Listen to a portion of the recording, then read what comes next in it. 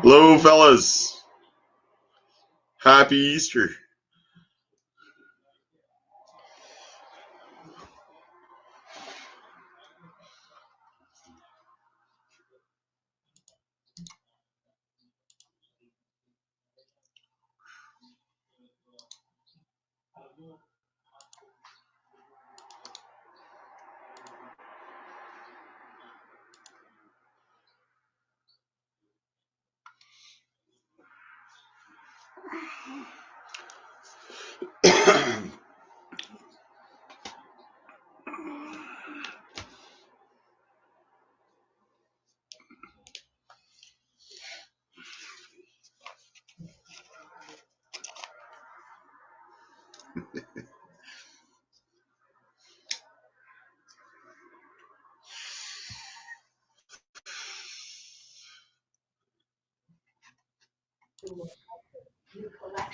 Hey, man. Oh. Hey, How are you? how you doing? Good. How are you? I'm not too bad. How you Good. been keeping? Good. Good. Yeah. Good. Yeah. Happy Easter.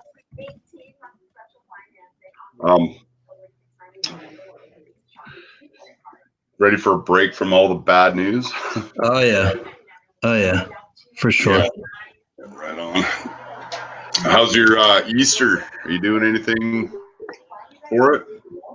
Yeah. Just hanging out. Yeah. Just hanging out. Yeah. Yeah, me too. So this is it. This is my Easter Sunday. Exactly. Exactly. Watch habit. Sorry, man. I'm the Hey. worst smoker out there. Hey, everybody out there. Howdy from Texas. Watch Habit. Williams Watches. Junior Johnson. Geezer. Hey, everybody. Thomas. Hello, Thomas. Hi there, you all right, everyone? Doing good. How are you? How you doing, pal? Yeah, we can hear you. Good stuff. Yeah, how are you all doing? Good. Happy Easter. Happy Easter to you. Yeah, doing well. Good. Yeah. Let's say hello, Junior. Howdy. Orange Hand, Geezer, Williams Watches, Watch Habit, everybody. Glad you're all here. Hi to everyone in the chat. Happy Easter, everyone. Good to see you all. Yeah. Hopefully everybody's doing well. Hope so. It's a nice, relaxing Sunday. So exactly. Yeah. Along there. Good Easter Sunday. Yeah. Mm-hmm. How you feeling, Thomas? Yeah, good. There's not much going on over here across the pond. It's a bit of a dull day. But, not too much going on here either. It's a gray day here. Yeah, same over here. We had a great ID guy stream yesterday, didn't we? Yeah, it was awesome. It was awesome. Another great one. Yeah, I wound up falling asleep halfway through it. Zippo. I do that sometimes. Well, he does have marathon streams, so. Yeah, and luckily he posts them. I can go back and watch it, which I will. Right. So. A lot of beautiful watches, though. Yeah. Yeah, some gorgeous watches there, wasn't there? Some really nice pieces. That Lange, I forget whose that was, but wow. Those are hands down my favorite. Was that Chip Gage brought on the Lange one, I think? Could have been. I can actually do you guys do the Instagram thing? I do not. I'm not on Instagram, no. No. It's not bad. Let's see what it says. Yeah, it doesn't say whose it is, but that one right there. Nice. So, anybody else want to jump on? I'll repost here. Yeah, please do. Yeah, guys, let's have a Sunday session.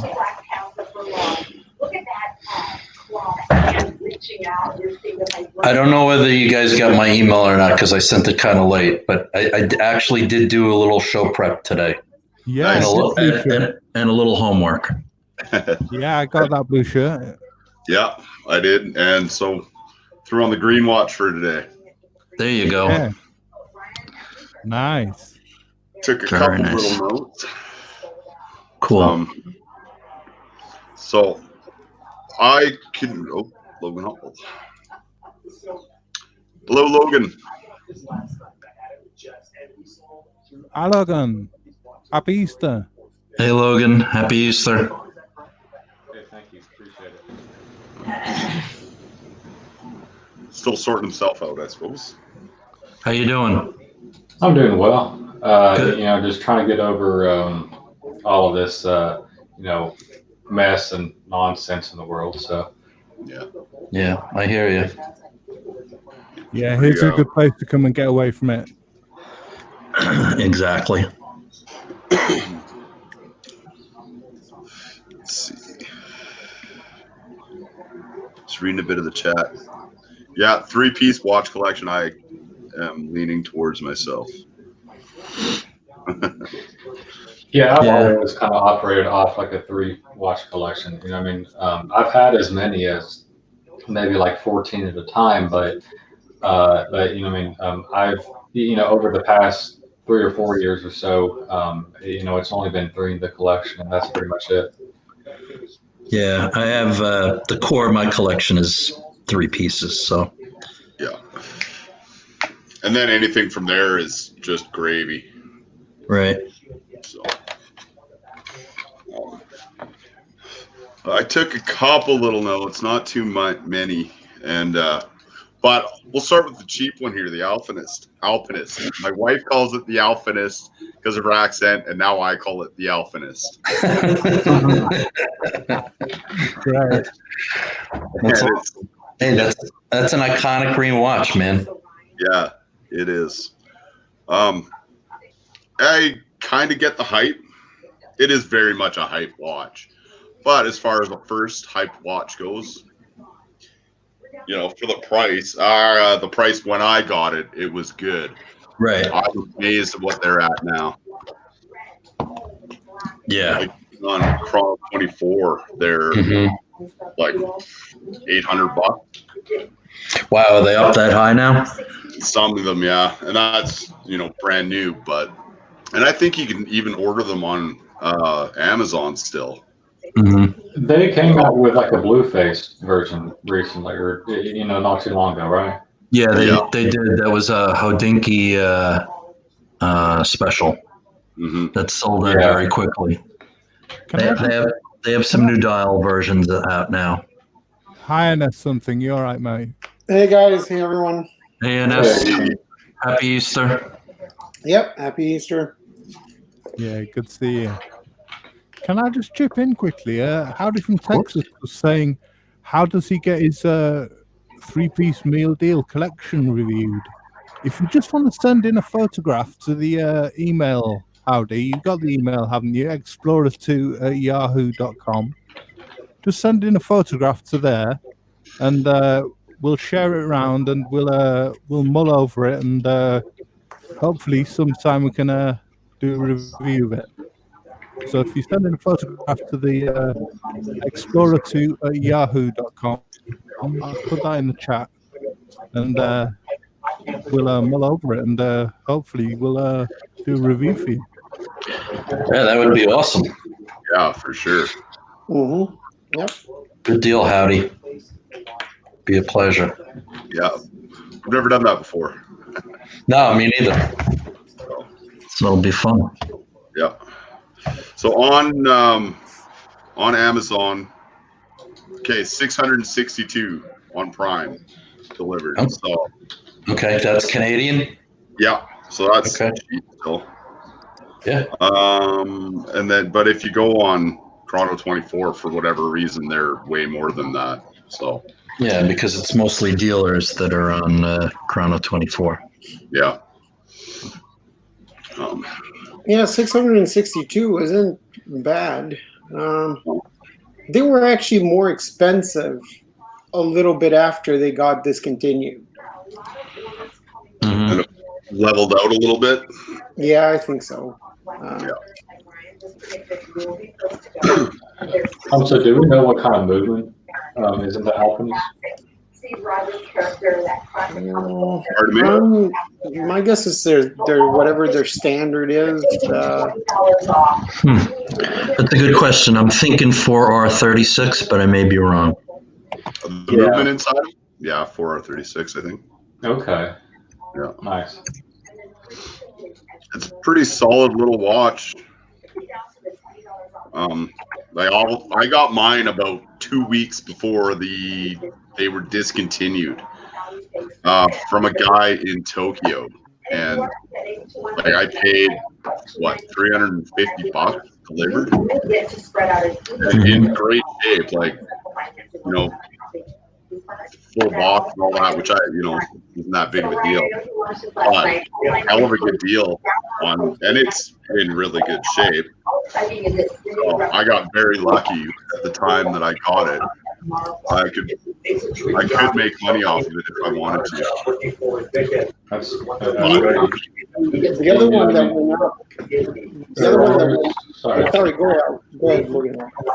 I was just going to say that I've actually also bought from over there. I'm actually bought like my Speedmaster from there too, and I was kind of skeptical of buying something overseas like that at first, but after like 2 weeks, like it finally came in, and it was in perfect condition. It just takes a while, right? Yeah, it's actually the 6R15. Okay. Yeah. The 23 jewel. It's hand winds. It hacks. Self-winding as well. 38 millimeters, 12 millimeter thick, and it's got an inner compass bezel that's adjustable. Rotating compass bezel. And howdy from Texas, I have no idea how to actually work it. Well, actually, you do. You can do exactly what you would do with a normal watch, Howdy. You don't actually need the compass bezel. And this depends if you're in the northern hemisphere or the southern hemisphere. But what you do is you take your watch, right? So let's see, in the northern hemisphere, you take your watch. I'm having a hell of a time hearing anything. Yeah, I think there's. It's coming from Blue Shirt. Sorry. No worries. Now, at the end of the show, that price goes up, so don't sleep on that one only. So what you would do is you would point the hour hand towards the sun, and then the south should be between the hour hand and 12 o'clock. So that's how you'd basically calculate where south is. And you can do that with any watch, right? And in the southern hemisphere would be the opposite. That's where your north would be. So once you point your 12 o'clock towards the sun, and then between 12 and your hour hand, you find the south, then you can rotate the south on the compass bezel to there, the point between your hour hand and 12, and then you can see where all the other points are. So you know where west, east, north, northeast, and all that is. So is that better, guys? Yeah, it's better. Okay. Yeah. Sorry about that. Sounded like you were moving furniture for a bit there. Yeah, sorry. There was just a TV on in the background. Yeah, no worries. Right, gents. Happy Easter. Hey, Geezer. Happy Easter. Easter. How are you doing, friend? All good. How are you, Thomas? Yeah, good stuff. Good. So I don't know, Howdy, if you heard what I said or not. If not, I can repeat, but I don't want to bore everybody about how to calculate south and north. I caught about maybe 20% of that. Okay. Yeah, nice of us to take you from the top on this. Yeah, very, very quickly, right? So you can do that with any watch. You don't need the Alpinist, okay? But the Alpinist is helpful because you can rotate the compass and then see where all the points are. But basically, if you're in the northern hemisphere, you take your watch, you point the hour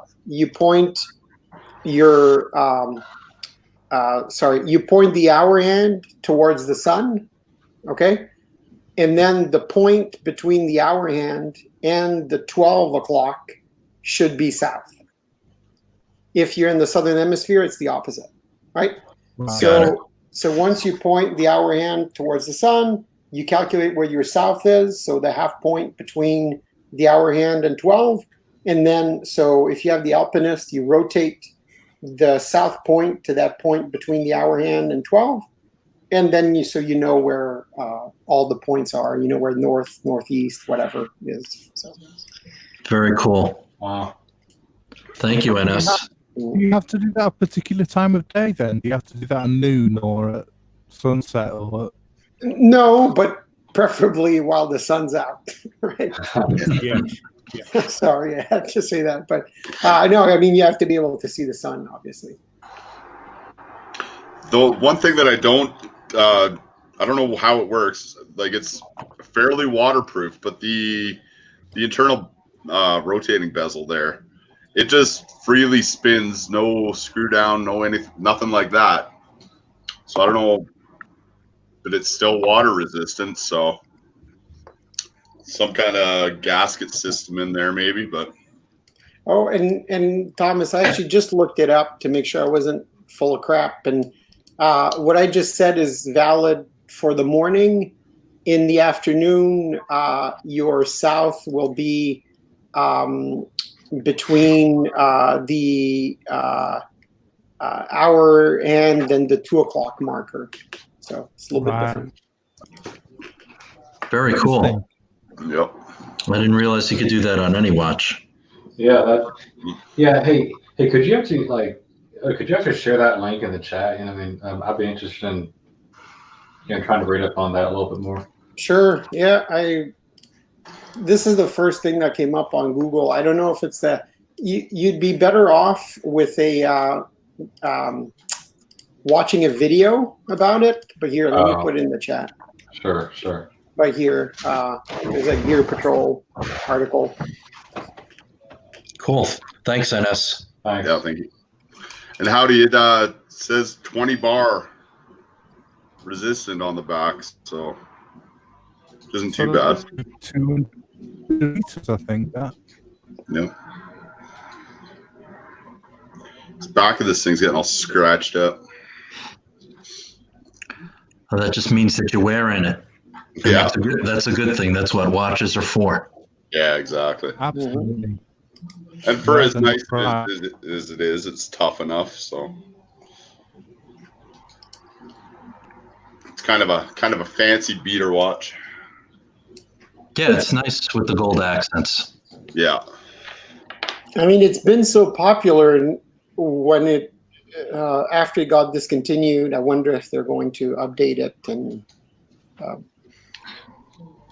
they've come out with that new line. I think there's 5 or 6 of them. And that's, I think it's part of the Prospects line now. yeah, the ones that replace it replaces the Seiko 5 and the SKN, right? Or SKX, whatever it was called. Yeah. Let's see if I can find them here. Yeah, there's like 4 new Alpinists. One's a white dial. There's a black dial. Yeah, they just came out. It was either earlier this year or late last year, I believe. They're very nice. Yeah. Some of the new Seiko 5s are pretty nice too. I've seen a few of them in person. Yeah, unfortunately, they're just not dive watches anymore. No.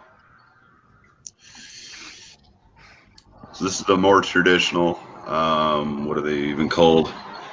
SBDC 0591.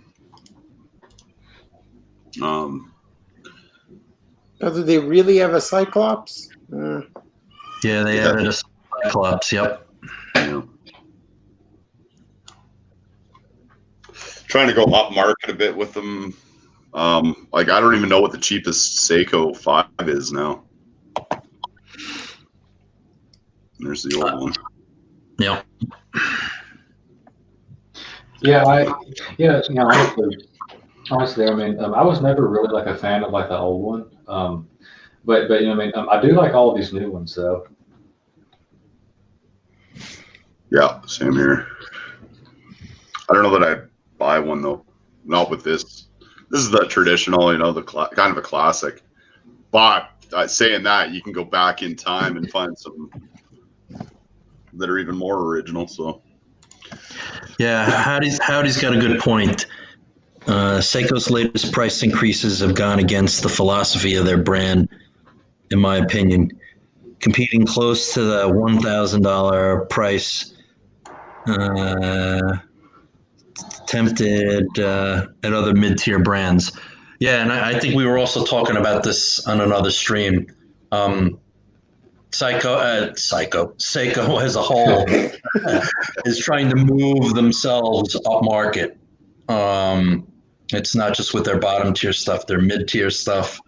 Some of the pro specs are getting spring drives and are now $4,000 or $5,000, and then they're also trying to move Grand Seiko way up. They want to be Patek, charging 50, 60 grand for solid gold pieces. So I think it's across the board. They're trying to do that. think it's ever going to work? Who knows? I mean, Who knows? I guess it depends in which market, right?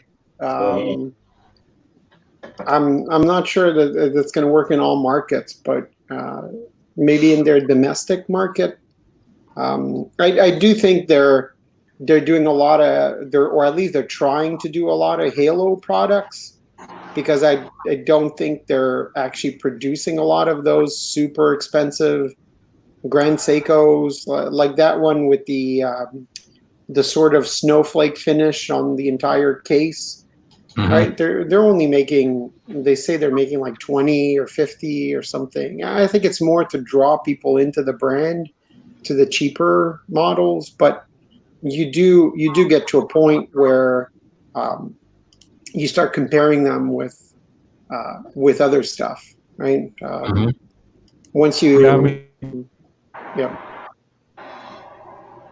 Yeah, I mean, I had another Seiko Prospects lined up for the green one, which I put in the private chat for you, Zappo, which was the SLA 1019.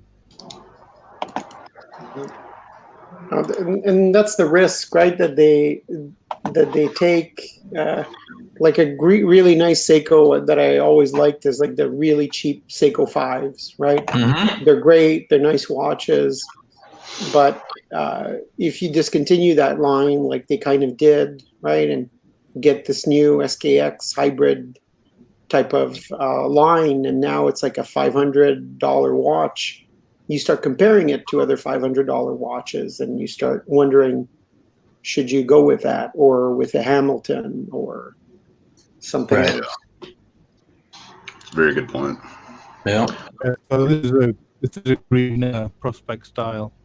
Well, Prospects watch. It's a 44.3 millimeter one at 300 meter water resistance, and this goes on their Caliber 8L35 automatic one with a ceramic bezel. We had Very nice. Howdy from Texas asked for forest green dials, and he's got a forest green dial here. There you go. There you go.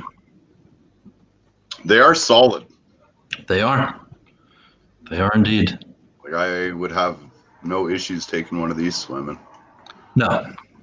How Certainly does not. this sorry, but like, how would this compare to, say, like a, like I'm trying to think of, which other brands would be sort of, in play at this price point in terms of like a diver, like, I mean, first thing comes to mind is like maybe like a UC Master, like in terms of like the build quality, how does it compare?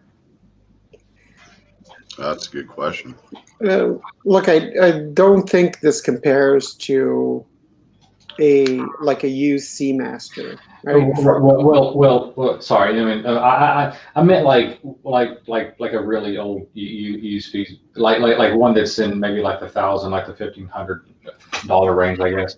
Well, this is quite a high level watch. This goes for $3,250. I mean, Oh, does it really? Okay, okay. Wow.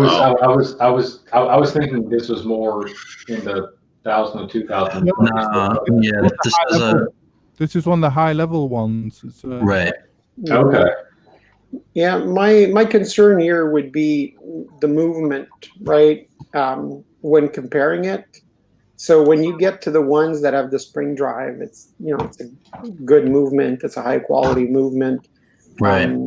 But I'm not so sure on the lower end Seiko movements how close you actually are to even the older coaxial movements. So and some of these Seikos, NATO made a good point in the chat about having to see them in the flesh, right, in the metal.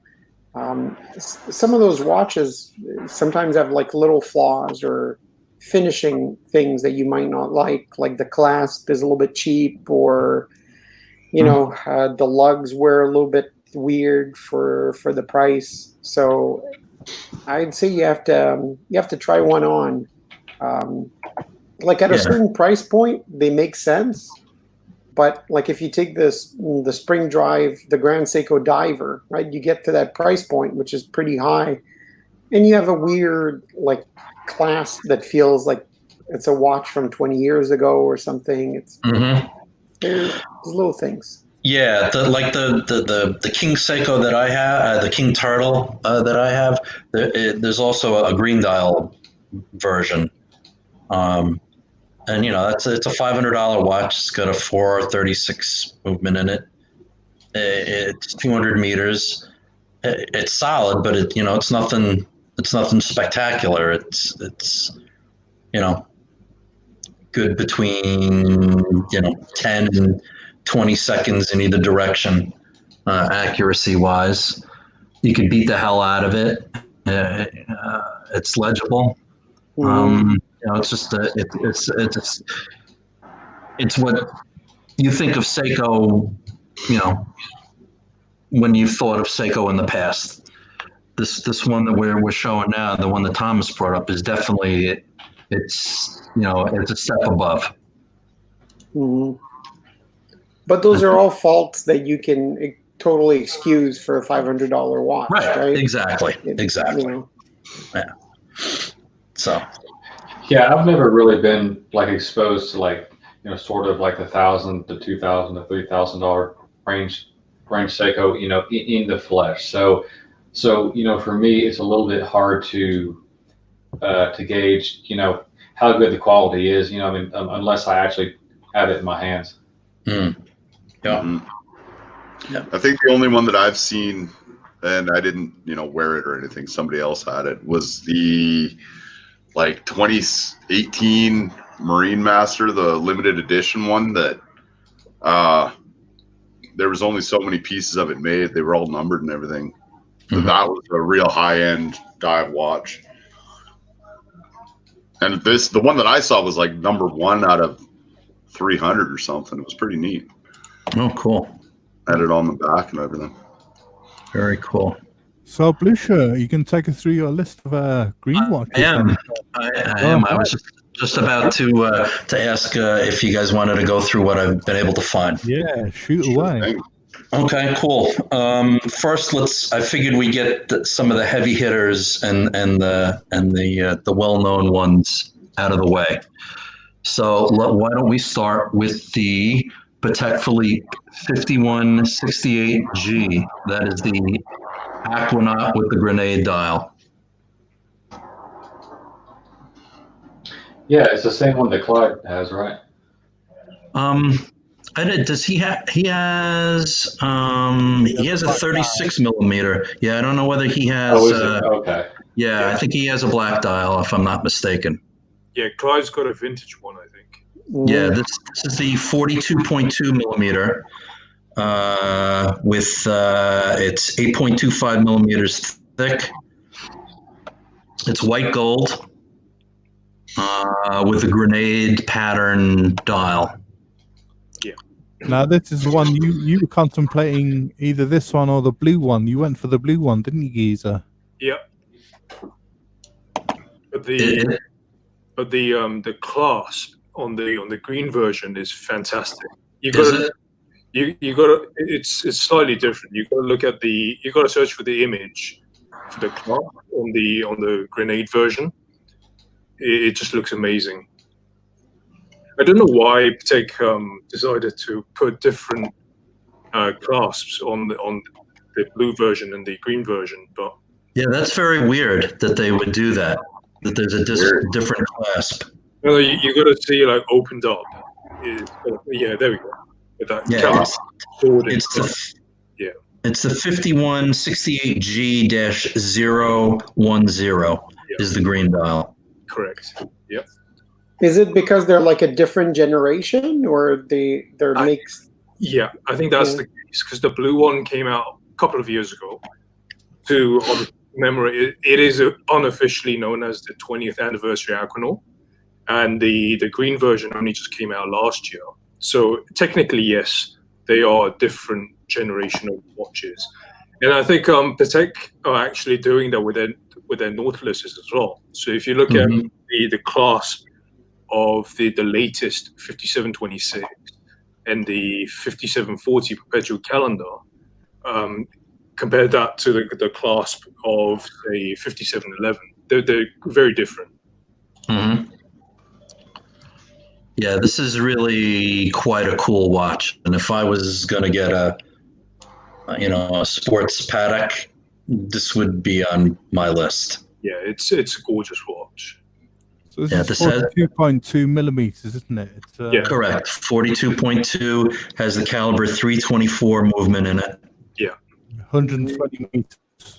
Yeah, I mean, I was debating between the green and the blue versions, and the only reason why I went for the blue one is that it's more versatile. Because I mean, the green one definitely is beautiful, but you know, you're talking like £30,000 retail, and I just thought it was a bit too much to buy something that's just for fun, if you will. Yeah, green $35,000, isn't it? I mean, yeah, it's got to be a watch that nowadays, like every watch is a sport watch, every watch is a dress watch, right? So it's got to be something that you can wear every day with any clothing, right? You don't have to. Absolutely. It's like the one with the orange band too is kind of the same, right? Yeah. Where it looks very nice, but are you going to wear that in any casual setting? Where the blue one, it's because it's not too light, but even if it was light blue, you could wear that with anything. Exactly. Agreed. This is much more versatile. You're absolutely right, Geezer. The blue one is stunning and a lot more versatile.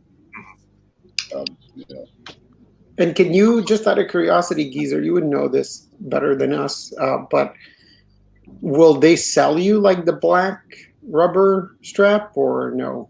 No, because the straps that you get for the standard 5167A, they have different sizes, so they're not going to fit anyway.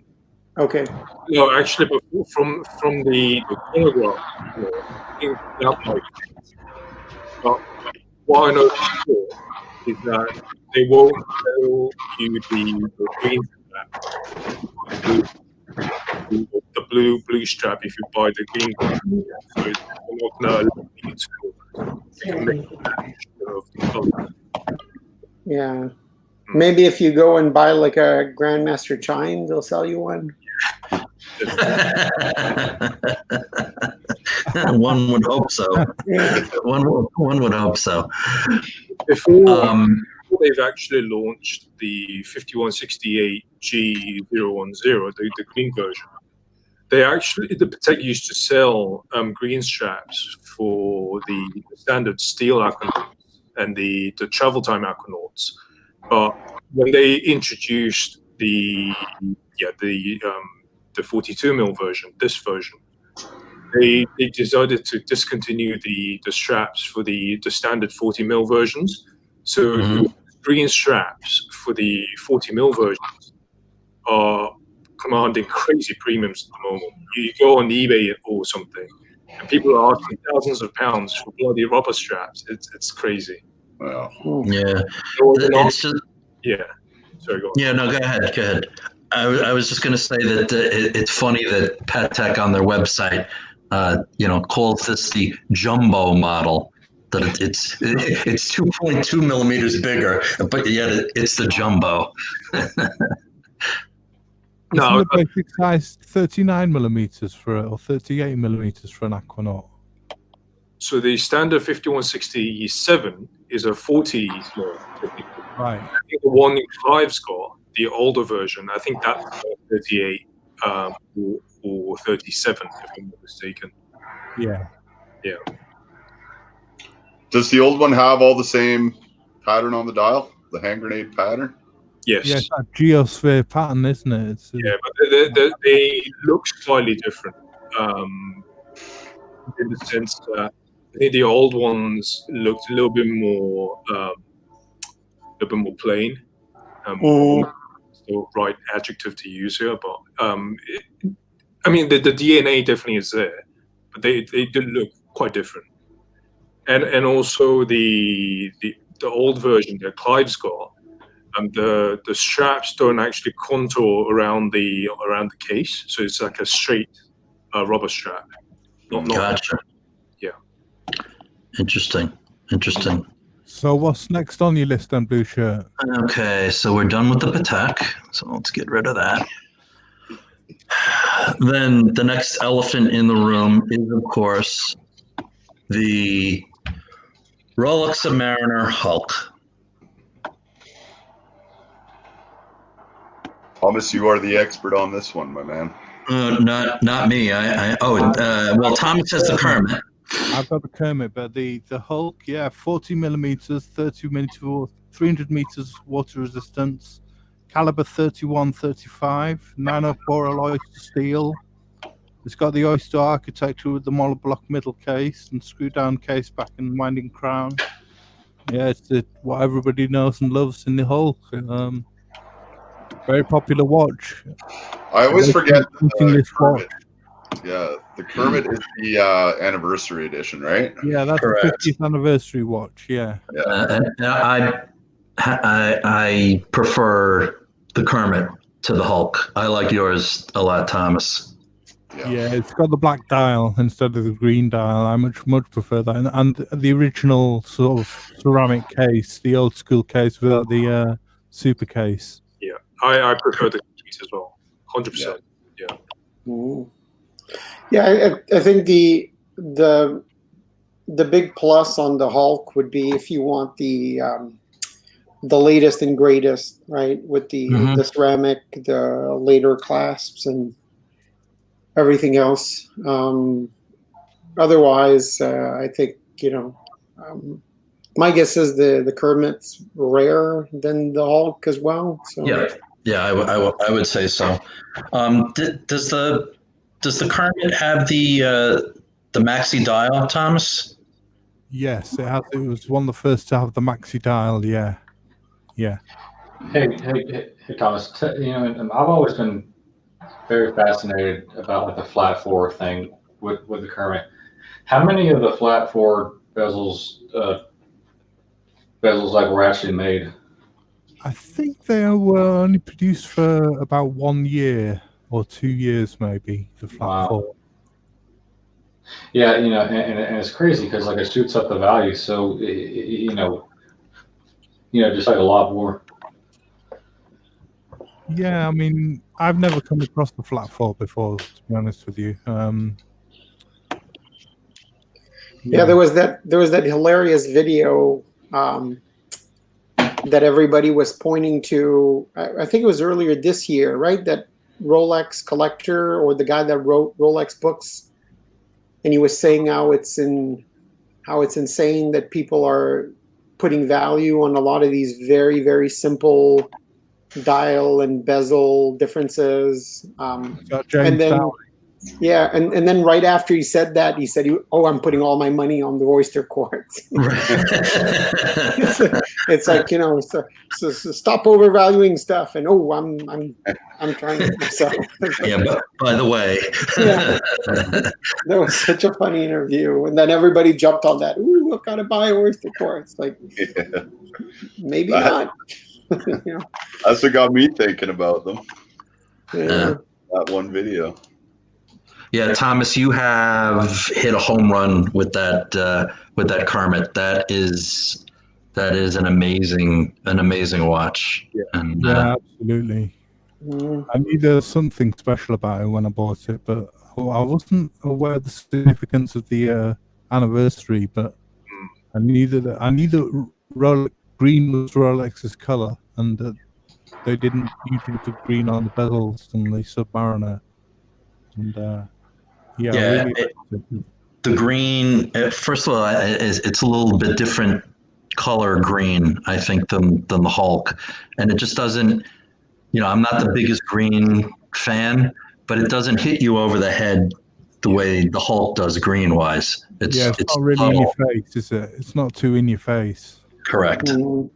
Yeah, I think a Kermit also combines the best elements from the sort of past Rolexes, as well as the best elements from the modern Rolexes. So you get the maxi dial, but you get the previous version of cases on the Kermit. So smaller lugs.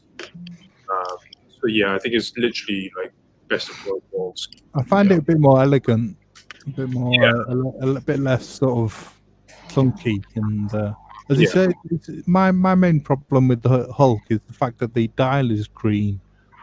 I can't get over the green dial. It's overkill, I find. Yeah. Well, I think this goes back to what Geezer was saying, right? It's also how flexible, how easy are you going to be able to wear that watch all the time? And there's something to say about a watch. I know some people aren't going for that, but there's something to say about a really nice watch that's a little bit subdued as well, right? That's a little bit subtle. Yeah. The Green Hulk is it's green. Right. Very, very green. Put it that way. Like the Hulk. Yeah. It's really green. Yeah, and you know what I like about your Kermit? It's that you also bought it the right way. Right? When they were available and you went into a shop and you got it and Yeah. Exactly. You didn't buy into the hype. You went in when it came out and you bought it, and that's the way to do it. I saw it, I liked it, I bought it. Yeah. Yeah. That's the way to go. So what's next, Blue Shirt? Let's see. From the Hulk, we can go to let's see. Shall we go into Audemars Piguet Royal Oak Offshore Diver? Yeah. That one Geezer should be very familiar with. Yeah. There is a green dial version of this watch. It's 42 millimeters stainless steel.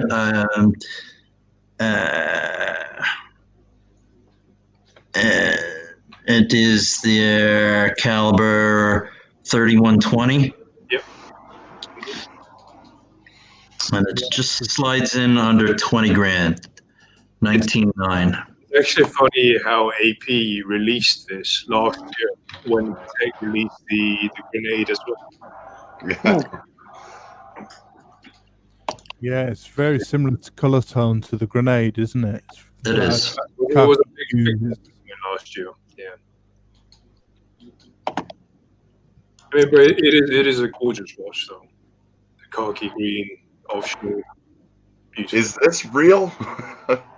Yeah, this is part of the funky color series that we were talking about last week. When we were talking about orange and yellow dialed watches. So that lime green offshore is in the same sort of range of offshore. Those funky color limited editions.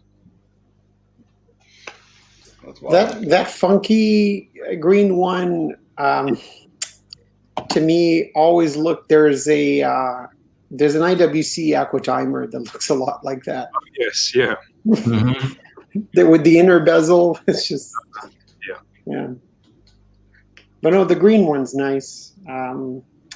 The offshore is weird because in theory, I always view them as watches that are way, way, way too big for my taste. Yeah. Mhm. But I've seen quite a few people wear them, and they're not as bad as you imagine when you see someone wearing it. Yeah, I've always, and you would know better than anybody, Geezer, that they would tend to wear a little bit larger, like a 42 will wear like a 44 or maybe a 43. Sure, yeah. But I think the divers compared to the offshore chronos, they're a little bit smaller in terms of the thickness and all. So they tend to wear a tad bit smaller than the chrono versions. The one on the screen, that's a 44 millimeter version. So the ones with the round pushers are sort of 42 mil versions. So the one on the screen now, that's a 44 mil. Mm. Yeah, and they were absolutely massive. Yeah. But it's a cool watch, and the green, at least to me, doesn't hit you over the head. It's subtle. No, absolutely. I really like that khaki green, the military green. Mhm. It's a very cool looking watch. Yeah. But plus, there's a few. I forget the name of the big one, but there's quite a few companies that'll make pretty good replacement rubber straps, right? If you want something a little bit more Mhm. subtle, right? If you want to change it sometimes. Yeah, I think what's the name? Horse straps. Horus. Yeah. Horus with an H. Yep. Mm-hmm. They do a lot of straps for offshores. Yeah, a lot of rubber straps. Are they just rubber? Do they have any of that? What's it called? Oyster Flex steel in them or anything like that? Or these are just like a pure rubber. Mm-hmm. Okay. They don't have any sort of structure to them, so they really sort of contour around your wrist as you kind of put pressure on them. Right, which is kind of what you want when you have a larger watch. Yeah. You want to really, secure it tightly to your wrist. Exactly, yeah. Yeah. It's very comfortable. I know some people like the Oyster Flex and all that stuff, but to me, the whole point of rubber should be maximum comfort. Absolutely. Yeah, I've tried an Oyster Flex on once, and it's okay, but to me, it almost felt like a way to sell you a rubber band for a lot of money. Yeah. So I love the cheap little rubber straps. Like, they're great. Those are really expensive. Those Oyster Flex straps. So if you were to order separately, they charge you, at least in the UK, they charge you close to £400 on the side. So for you to have an actual a functioning set of band, you need to fork out almost £800. yeah, plus you have to cut it, right? So right. Yeah, I mean, I guess for me, like my only experience with with sort of rubber, band or not bands, but straps, I guess is. I mean, I used to own like a Tudor Black Bay. Like they don't make like a rubber bead for it, but like I found this other company called Crafter Blue, and like they made one that custom fit to the Black Bay, and I liked it, but I mean, I just, I mean, I'm not someone who goes out and swims or goes diving or anything, so I didn't really have like a lot of use for it, but like it was very comfortable though. Mm-hmm. Yeah. Very cool. Very cool. Okay. Okay, I figured maybe we'd swing in a slightly different direction. The H. Moser Swiss Alp Watch Concept Cosmic Green. Sorry, start again. No problem, no problem. It's the H. Moser Swiss Alp, and then Swiss Alp Watch Concept Cosmic Green. And this is quite a distinctive and funky green Moser. Oh, Yeah, beautiful. Yeah, they also make a in similar green, but maybe more bluish tone. They also make a the round one, the Endeavor, Correct. like this. Right. They only made 20 pieces of this one, didn't they? Yeah, they try to they try to limit the colors when they do these concept editions. They did one that was purple also. Yeah, they're very nice. You're talking $26,900, aren't you? Which is quite a lot. wow. Getting one heck of a watch. Yep. Yeah, No I think branding on it. Sorry, go ahead. I'm just surprised there's no branding on it. Yeah, it's just a blanked out. I mean, I think this is like a great way to like trick people into thinking that like you're wearing like an Apple Watch, but Yeah. but it's actually like a high horology piece. Right. Yes, and you were correct, Thomas. That is only 20 pieces. Is just under 27,000 US. But also the green dial of the Endeavor NS, that's a very nice looking green as well. Mm-hmm. Yep. If you want to pull that one up, flipping, you can do that too. The H. Moser Endeavor green dial.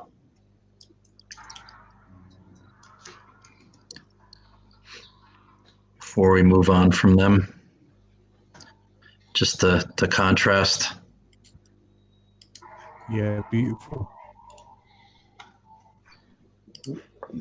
And they also have the Pioneer, if you want to, like the one that you see on the right. Yeah. They're the flying hours, aren't they? Mm-hmm. Yep.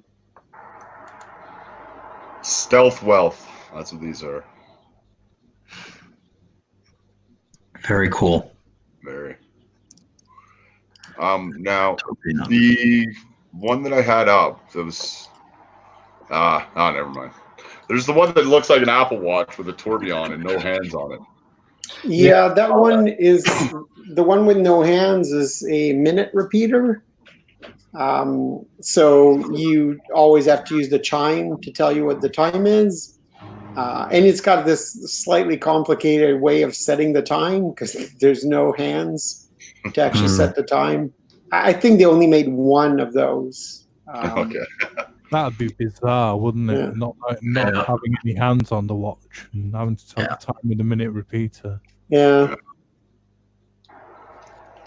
That's what I love about Moser. They have a sense of humor, not only about the industry in general, but of themselves as well. Yep. I mean, that's what they did this year. They released the new Vanta Black one that they released with the blackened hands. That was like their their April Fool's joke from last year, so they decided to make it this year. So it's Vanta Black, but with the blackened hands. Funny. That's awesome. Just say hi to Neo in the chat. Hi, Hey, Neo. Neo. Hey, Neil. That perpetual moon in black. That is sick. Yeah, the Vanta Black Perpetual Moon is just beautiful. I've been thinking about it. There was a deal on the blue Perpetual Moon that was really nice, but just couldn't swing it. The adventuring dial too, the one that's right there, the blue sparkly one. Yeah, those are also beautiful. Go well with the roof of your Rolls Royce. Yep.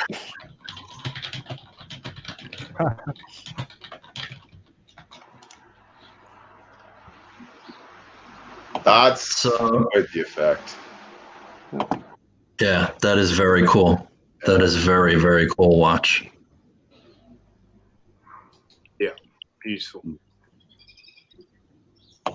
Lovely. What's next on your list, Uncle Shirt? We could go Hublot Classic Fusion Green.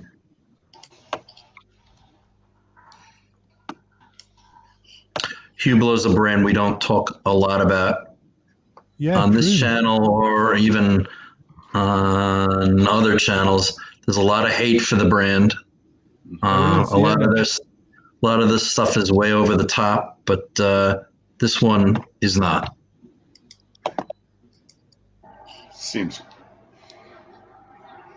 Wow, I like this. Following the same colorway as a lot of the other watches we've seen, isn't it? It's Correct. Khaki color. It's a nice color tone. It is. It is. Yeah. The one you often see of this model, the kind of classic, you often see the purple. In purple. Wow. Yeah, well, purple-ish. Mm-hmm. And this is not, it's a 38 millimeter watch. It is titanium, but it's nothing, it's got a Sellita SW300 movement in it. And it's $6,600. Yeah, so not too bad on price wise, but I mean, it's competing with a lot of that mid-tier bracket, isn't it? It is. It's a good shade of green. Yeah, it's nice. Very nice. Yeah. Again, it's not hitting you over the head with the green. It's subtle, which I kind of liked. Yeah, I think out of all the green watches that we've seen today, this one is actually probably close like my favorite. It was just a nice change of pace and something that wouldn't break the bank if you wanted to go for a green watch. True. Yeah. So the next one I have is the Panerai Luminor 1950 8 days GMT green dial. So Panerai Luminor 1950.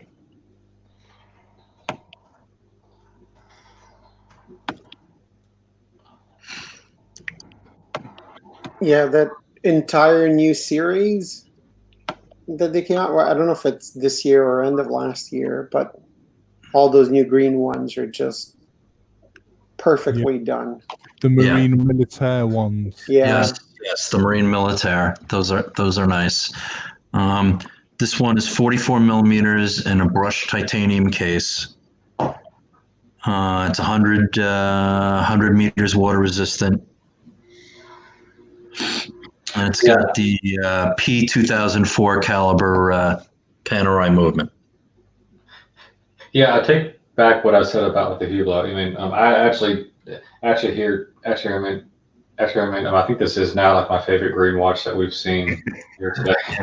It's one thing that Panerai does is they do green well. Yeah, definitely. Yeah, I mean, Are they're these hard- gold hands on this? Sorry, Zippo. Are they kind of a green gold hand? Sorry. Yeah, they put gold hands onto their watches to sort of match up with the colors. I think they're really nice. They're gold hands Yeah. with the loom inside, but they really do the green dials really well. They're Mm, up to that sort of armed forces look, that sort of. Exactly that, and they do. I think they do the sandwich dial better than anybody. They Yep. do. Yeah, I think they do. Really, the sandwich dial is great. It really is nice looking. Yeah, I think the green's very good. Also for green, there's just enough steel, not too much, Mhm. not too little around it. Right? It's like the perfect balance. And Right. the sandwich dial adds the little bit of, if you see it in real life, because I think these look even better in real life Agreed. than on pictures. The sandwich dial adds that little bit of texture that you'd want without adding too much. They're really, really cool watches. Yeah, I agree. If I was going to get a Panerai, it would be between one of these green dial. I also like their blue dial ones. Yeah. They're real nice. Definitely. Yeah, plus a Panerai, I think that's the one watch where you shouldn't mind having a lot of color on because it's a fun watch, right?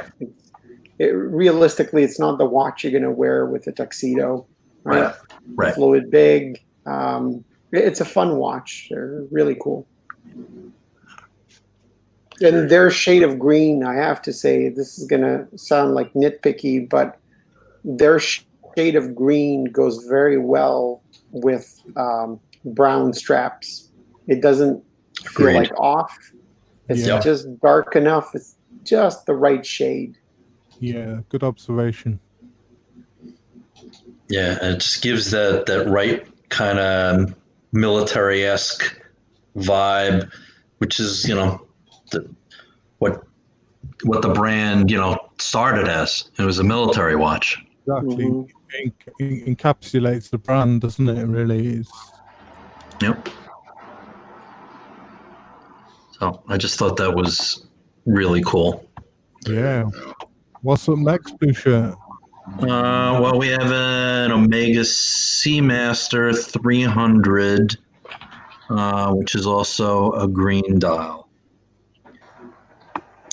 It's malachite. Malachite. I knew I was going to mess that up. Malachite green.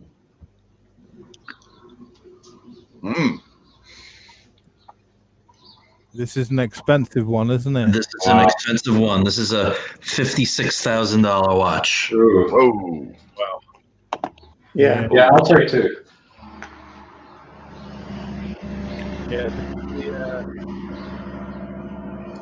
41 millimeters. It's a caliber 8913. It's a malachite dial. It's in yellow gold. It's 56,000, and in platinum, it's $88,000. That's one expensive Seamaster. It is. Yeah, this is in this compares to things like your green GMTs, Rolex GMTs, and your green Daytonas, doesn't it? Yeah. Yeah, that's low. Yeah, that's where that's where the whole what you're getting for the money equation breaks down for me. I think. Yeah. Right. Because at the end of the day, it's still Still an Omega. Well, it's not. It's not that it's Omega makes like expensive watches, but it's a Seamaster, right? Right. It's like a solid gold Speedmaster, right? Right. It's that anniversary one. It's okay, but it's a Speedmaster, right? Right. But with this malachite dial, they're claiming that they've used a slice of rock to like Yep. with the meteorite dials and the they've used a slice of rock to for the dial face. Mhm. Yeah, it's like a it's kind of like what Jaune does with some of their stone dials. Yeah, absolutely. So, yeah, go ahead. This is kind of off topic, kind of on topic. You guys ever heard of Amylite? No. No. No. It's gemstone similar to almost like opal. I'll bring up a picture real quick of it. Sure. It's something that I've thought about, kind of not going and digging up myself, but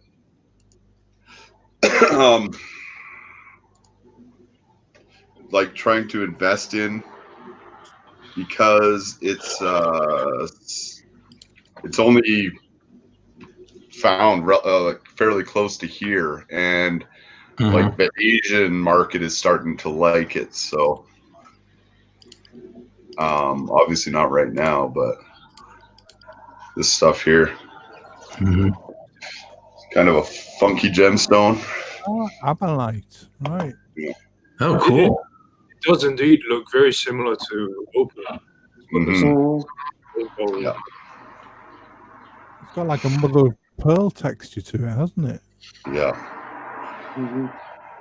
It's I'm pretty sure the only place in the world is fairly close to here, and there's like one mine running, and their supply is, they think they've got like 7 years worth of digging before it's all gone. So you'll find, like, I've been to the main like jeweler side of these guys. It's kind of neat. Very neat. You'll see it around here at random, like at all the jewelry stores. Very different. Some of it, yeah. So, yeah, that's Amylite. So I figured from a crazy Omega to an absolutely ridiculous MB&F horological machine number 7 Aquapod. Oh yes. Yeah. It's like a jellyfish. MB&F horological machine number 7 Aquapod. Or you can just type HM7, I think. Yeah. There you go. Yeah. Oh. Like a jellyfish on the wrist. I've heard from like some MB&F super fans that really love the brand. The constant complaint of the HM7 is apparently it doesn't wear super well. Yeah. It's not going to slide under a cuff, that's for sure.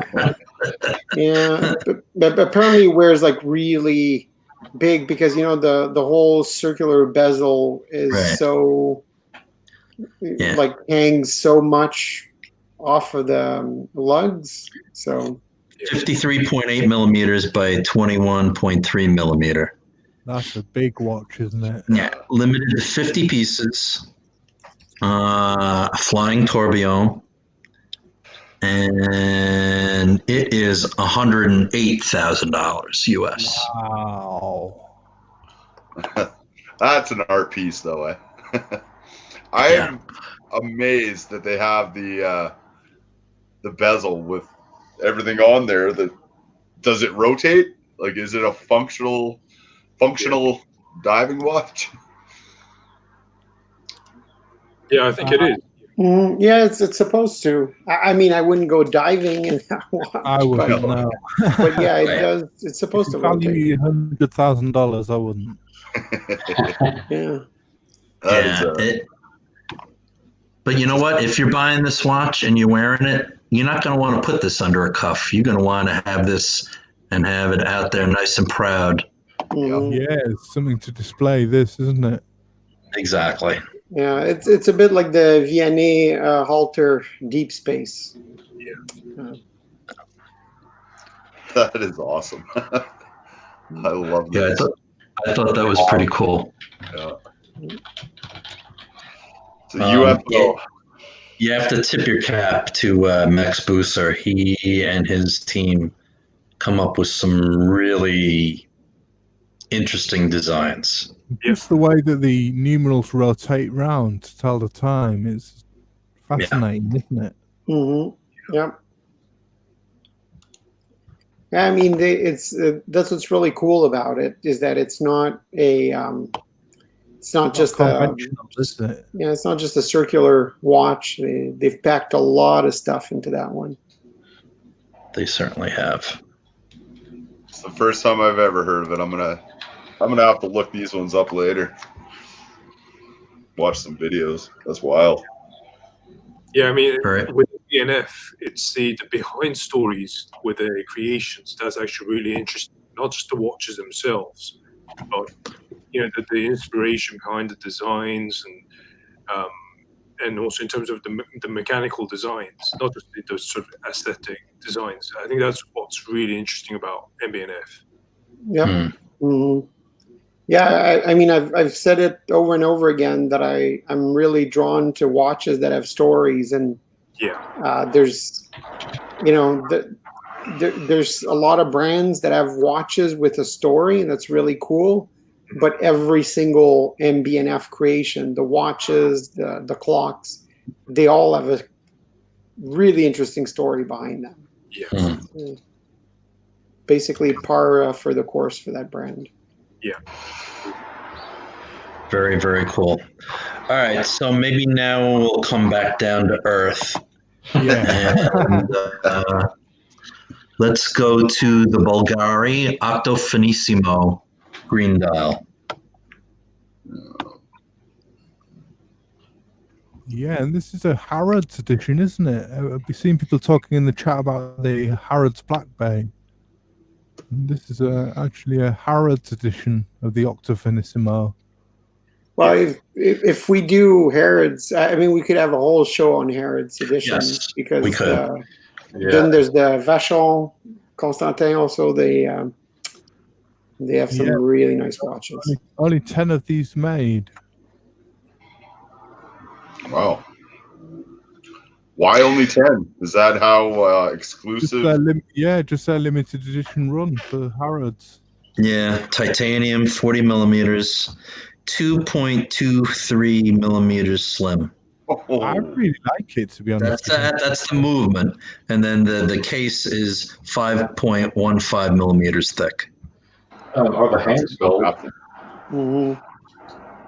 And that's 12,000 pounds, so that's on just under 15,000 US. Yeah, that must have sold out quick. Yeah, I think it's really nice on that with the green leather strap and the green dial. I think it looks. I mean, it interested me more than the original Octo Finissimo on the bracelet. To be honest with you, it really. Yeah, I agree. Made me take a second glance, and actually look at it a bit more.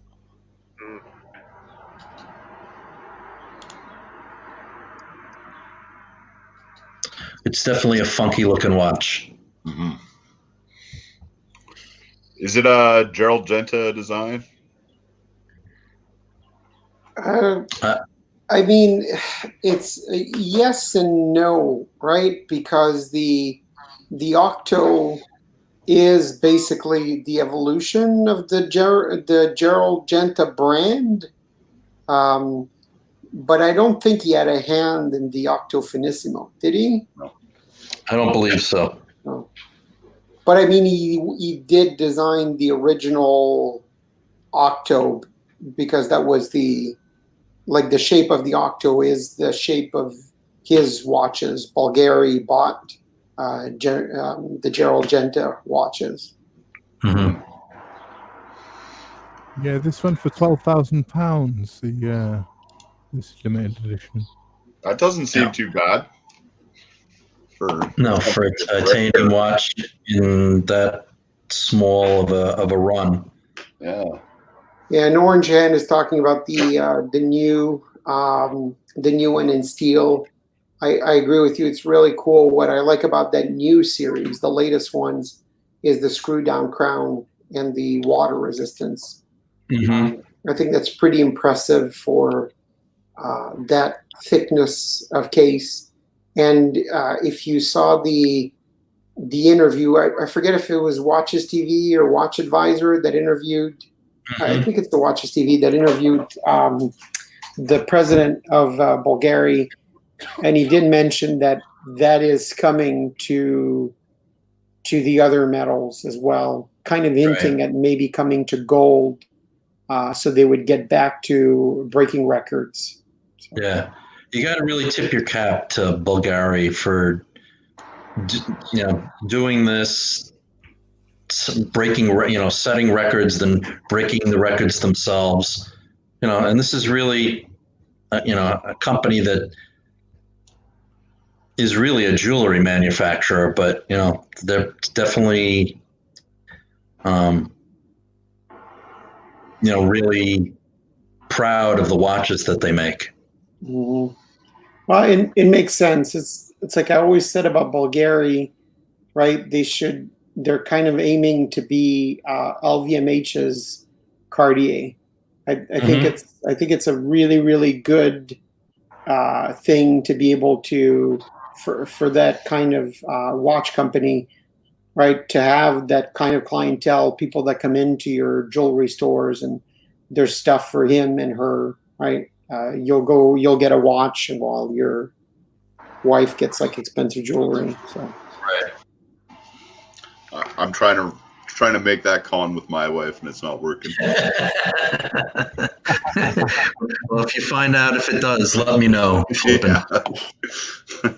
So, all right. Why don't we come down to earth a little bit more and do the Oris Big Crown Pointer Date,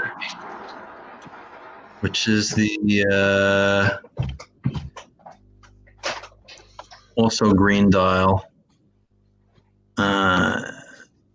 It is the D.26 286 HB-RAG. I think I missed a few of the Oris. happens here. that's okay. Google used the close enough Yeah, exactly. method. Well, this just looks like an alpinist. Yeah, I was gonna say that with the hands, does. right? Yeah. That's making me look at that Oris. Wow. Yeah, I will never unsee that. Yeah. The hands are almost identical. Yeah, cathedral hands. Yeah. Mhm. So Oris taking off Seiko now. I do like these. I've seen them in person and tried one on and was tempted. But this Oris dates back to the 30s, doesn't it? I think it's a 1930s design, isn't it? It is. Oris. 40 millimeters stainless steel, case and crown, coinage, bezel. But they did this in bronze as well, didn't they? With the green dial, I think. Yep. Mm-hmm.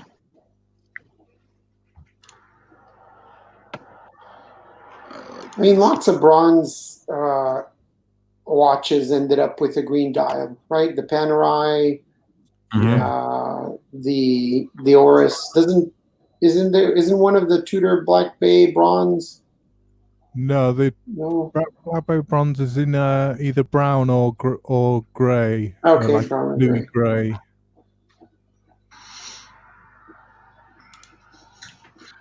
Green and bronze go very well together. They do. Yeah, like a golden green is also nice too. Yeah. So then I figured we'd look at the Oris Aquas Date green dial.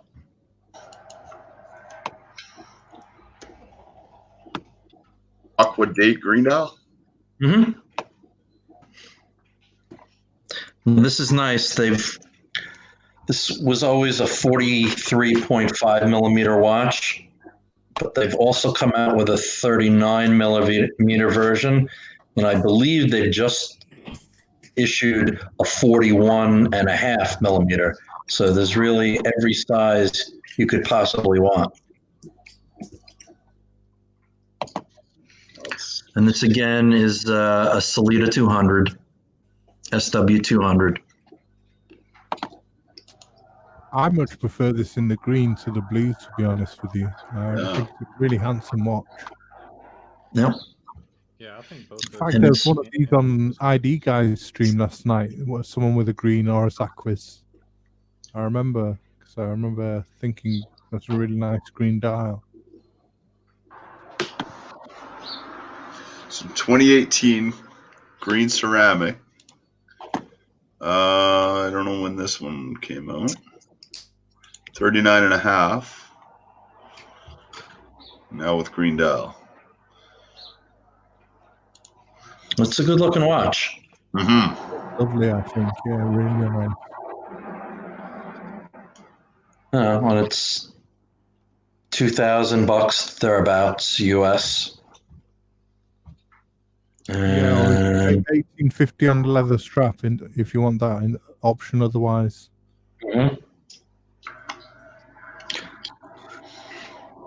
yeah, again, people are either love it or hate it with the integrated bracelet. It does limit you. Yeah. Or you can buy, a leather strap or a rubber strap for it. Take care, Howdy. Take it easy, Howdy. Yeah, see you later, Howdy. See ya, Howdy. Have a good rest of your Easter.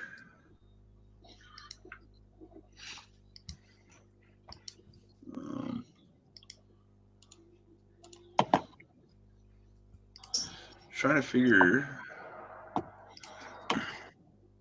There's subtle little differences between the colors. Mm-hmm.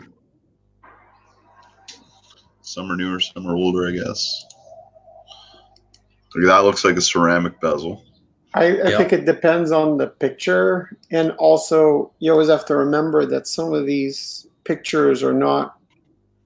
I'm sure some have a different green, right? Yeah. But also some of those pictures are not real pictures, right? They're renders. Correct. Yeah. So. Yeah, like this looks like it could be a render.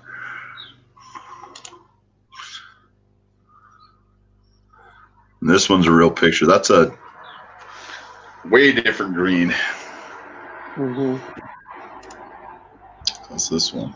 I like the one that looks a little bit darker more, but again, I think it might be lighting. It is. It is, because in some lights they look like it's a black dial. Yeah. They look like they're a black dial. I'll always remember that the green Oris Aquis was that watch that Tim Mosto reviewed, right? And said all kinds of cool things about. Really? I didn't see that. Yeah, he did a review and he was saying, like, for the price. I always thought it was weird for Watchbox to make a video about that. But I guess they had one that they took in trade, maybe. They had to flip it. So they had Tim Mosso review it. So he can sell a watch to anybody. He certainly can. Yeah, no kidding. He certainly can. How about we go to we head north a little bit and go to Glashütte in Germany, and go to the Glashütte original 60s panorama date.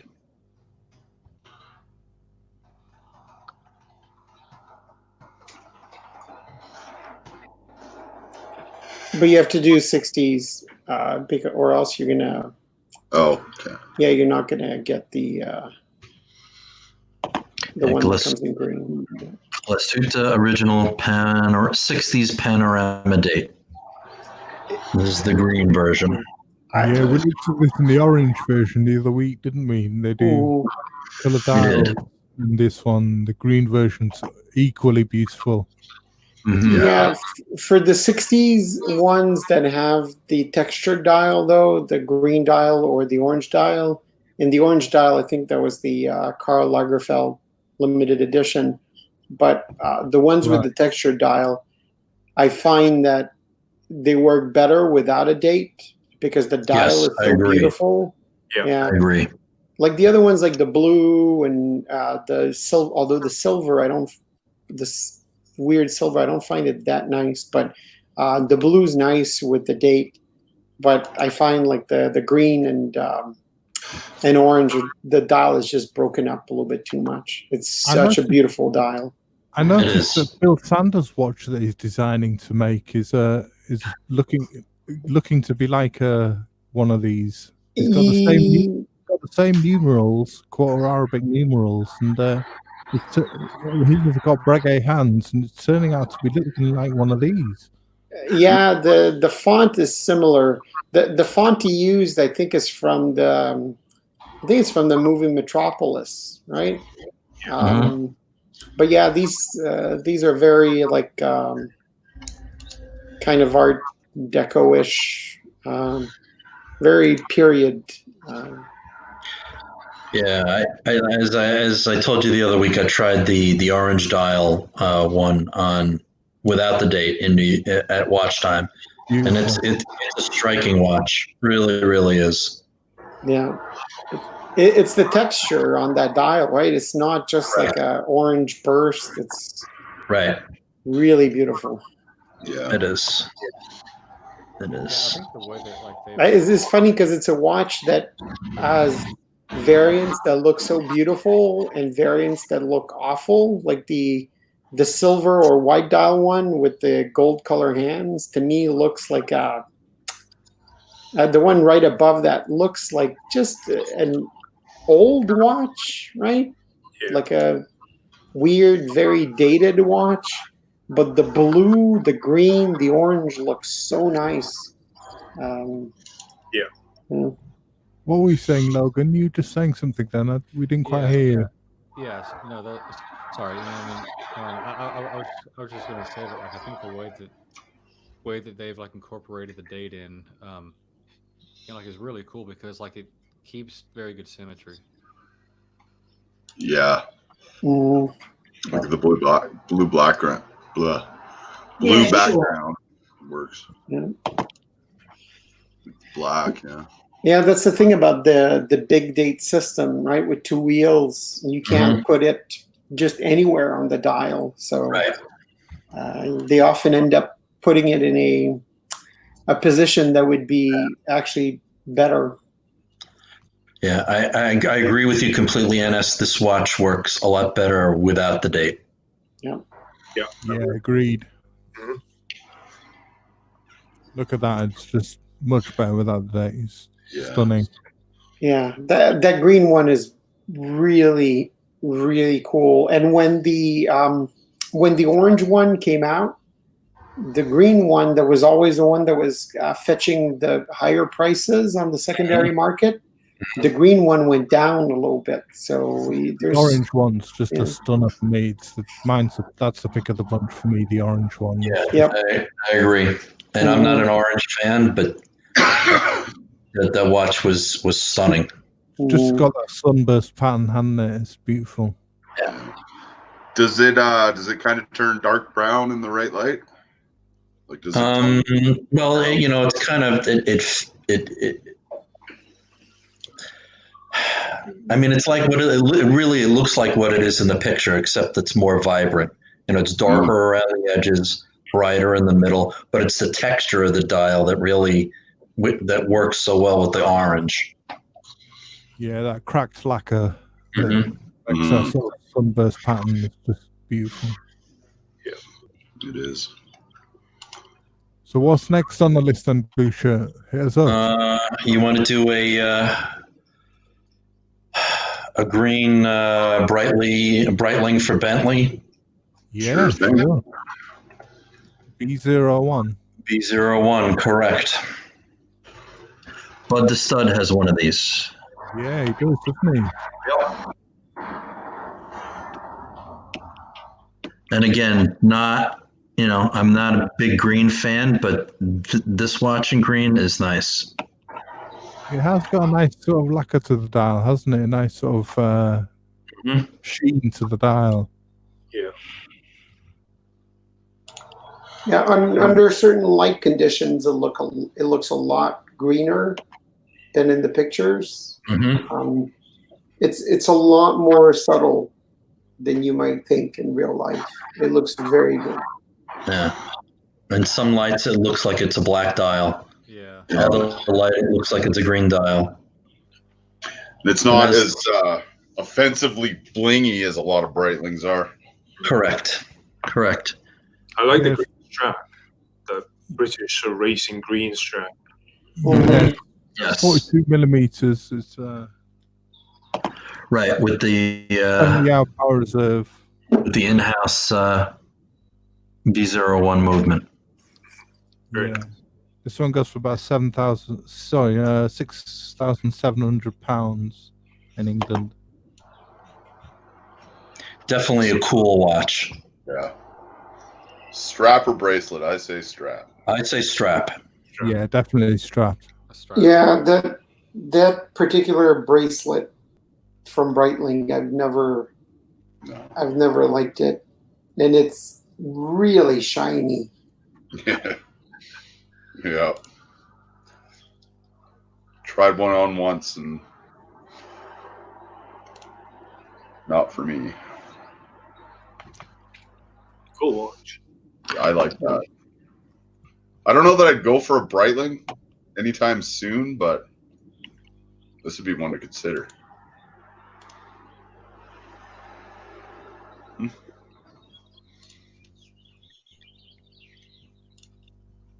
How long have the Breitling for Bentley? Have they been around a long time? I think that was a collaboration that happened last year, was it? Or the year before, Bruce? Something like that. Something like that. I'm not exactly sure. Did Breitling do a collaboration with not Ducati, Norton maybe? I'm not sure. Oh. I'll Maybe. quickly Google that. I think Tudor did a collaboration with Ducati a few years ago. But not sure about Breitling. Yeah, I could have it way wrong.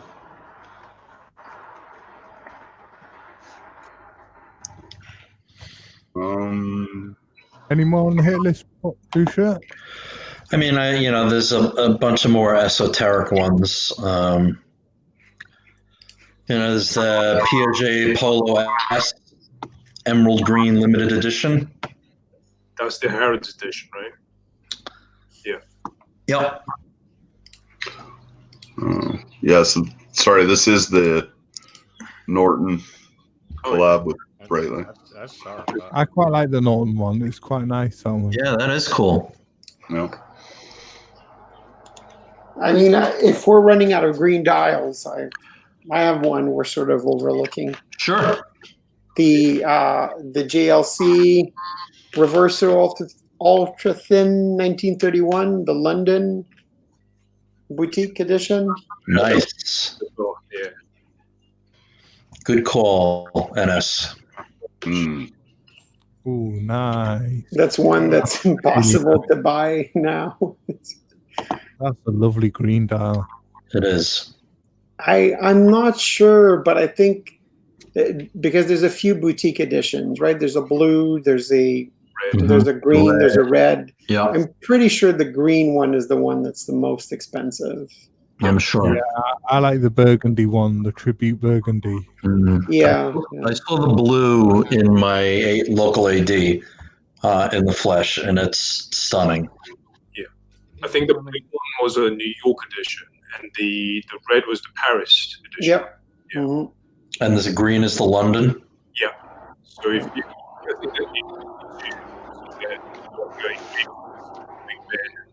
West. Yeah, it's the cityscape on the back that makes it even cooler. But what I like about the colored 1931s more than the latest tributes, right? Because like the latest blue tribute and burgundy tribute are beautiful, right? Beautiful dials. They have the better cases that are curved in the back. Right. But what they don't have are those hands. Yeah. Right. But I find the 1931 just have the better hands. Yeah. I get the new ones, right? Like the new tributes. Yeah. The Dauphine hands are technically what the very first ones had, but I find that these hands are better on a Reverso. Yeah. 100%. Yeah. I like the Dauphine hands, so I don't like both. Yeah. No, look, don't get me wrong. They're both amazing, right? And the Right. blue tribute is a watch that I've almost bought like 10 times over the last year. But these hands are just beautiful. These are like your signature Reverso hands, aren't they? Yeah. Very nice. Absolutely. Hey, take care, Junior Johnson. All right, take it easy, Junior Johnson. Take care, Junior. See you soon. Enjoy dinner. I've got a few green watches on my list as well. Sure. Yeah, sure. So the first one would be the Rolex Day-Date Ever Rose green dial. Nice.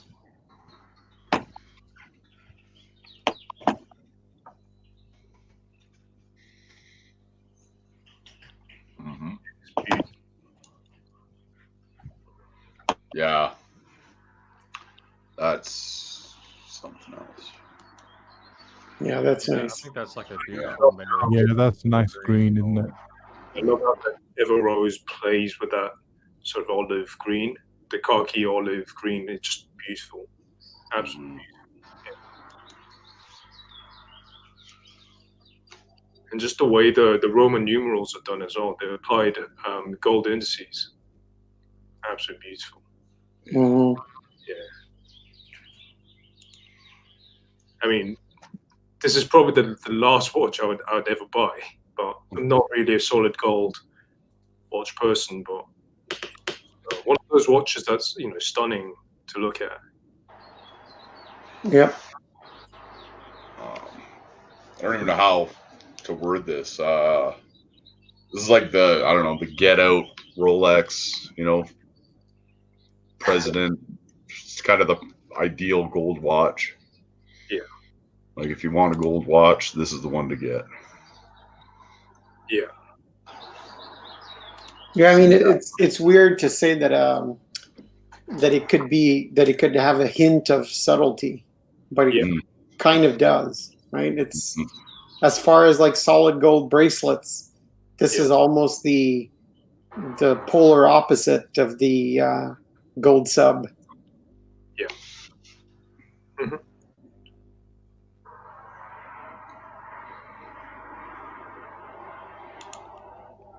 Kind of staring in awe. I really love the day-date feature. Yeah. It's very functional. Yeah. And very well executed for sure.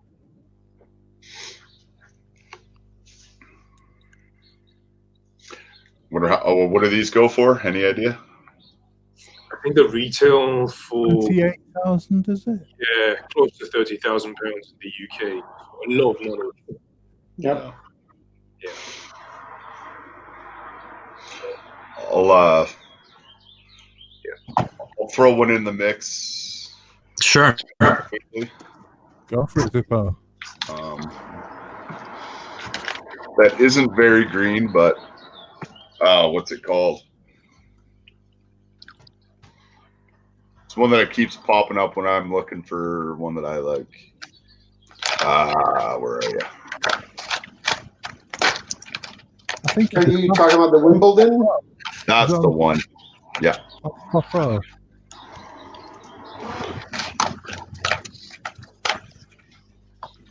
Yeah, that's a sort of hint of green.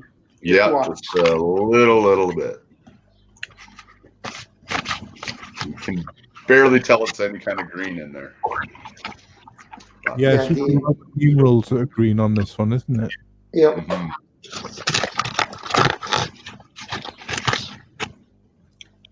It's just this is one that just keeps popping up in all my searches.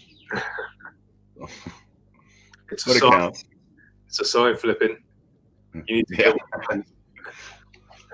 Yeah. it's close, but no cigar. Oh, what happened there? Yeah, it's very subtle green. You can't really tell. But Very nice. Yeah. so, yeah. So I've got another green one. So another MBNF. So MBNF LM1. Sorry. Oh shit! 1 second here. What am I doing? MBNF. LM1. No, M for mother. Oh, okay. Dubai edition.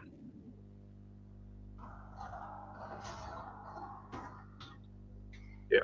There you go. Wow. Yeah, the legacy machines are by far my favorite MBNF. Yeah. Which is weird because they're the least. Well, I shouldn't say they're the least MBNFs. I mean, you can see right away they have the MBNF aesthetic, but I'm with you. I'm more of the LM person than the HM. yeah, Yeah. HM's a little bit too funky for me. yeah. That's dialogue, isn't it? Yeah. Like I instead of having their, to be perfectly honest, if I had the money for an MBNF, instead of having those really, really crazy out there ones, I would rather buy a legacy machine and have one of their clocks. Yeah. Right. That's the crazy out there thing. Yep. Agreed. This is a little more reserved for them, and a lot more to my liking. Agreed. Yeah, I was looking at one legacy machine that somebody had for sale for not too crazy of a price. Tempting, very, very tempting. Yeah. Another MBNF. I can't remember the reference, but I think you can just search for HM petrol. Sorry, repeat that. HM horological machine petrol. Yeah. Yeah. No, if you just search for HM perpetual. Oh, okay.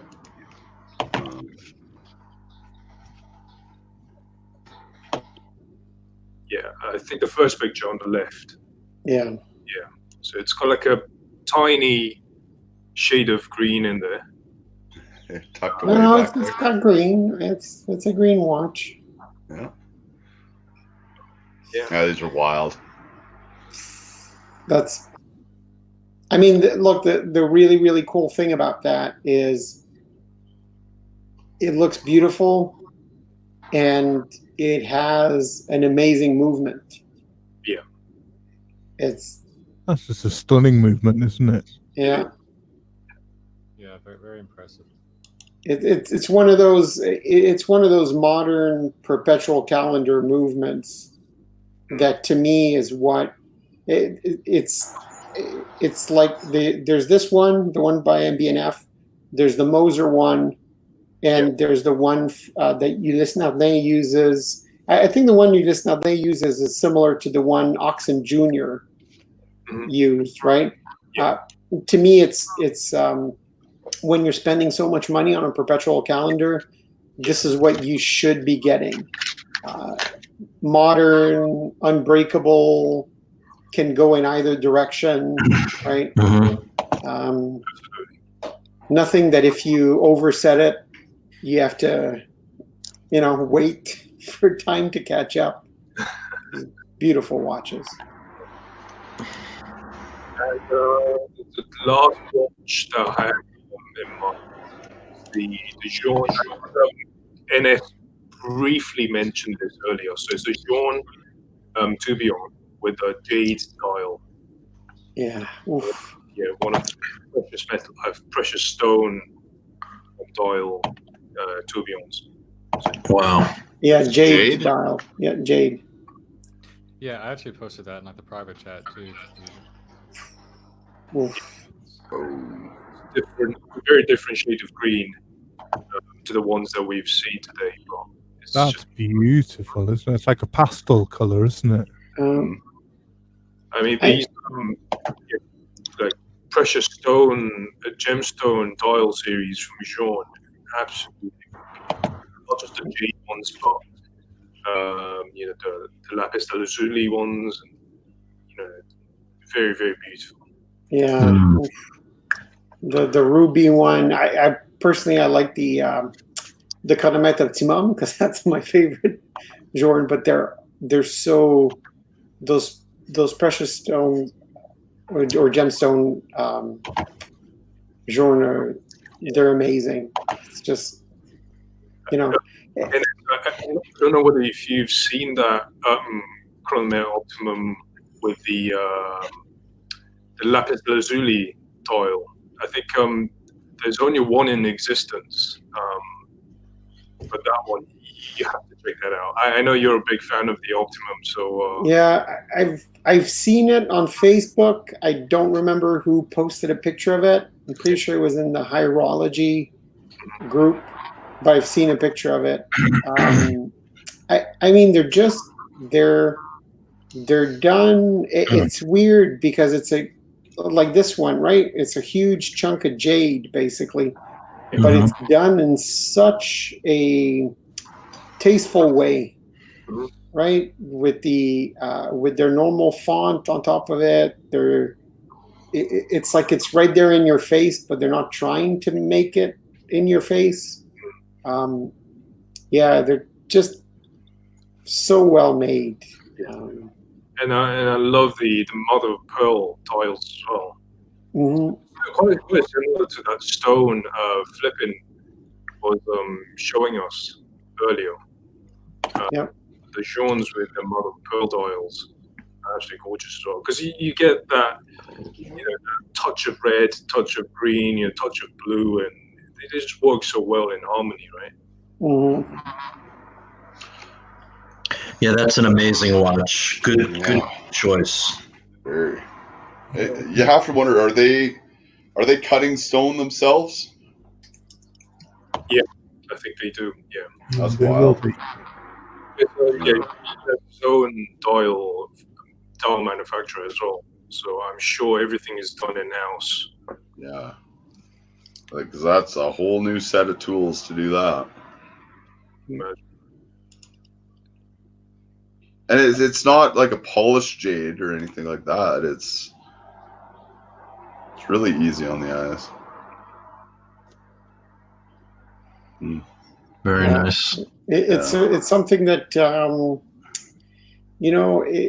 lot of people talk about the Chronomet Bleu that has a stunning dial, but they often a lot of people don't know all the amazing dials that Joan has, in my opinion. All the boutique editions. They're really, really good at making dials. Right. And there was that big rumor all of last year. I think Watchbox hinted at it a couple of times that they might discontinue the Chronomet Bleu, and there was a lot of speculation that they might come out with a green one. Right. That'll be interesting.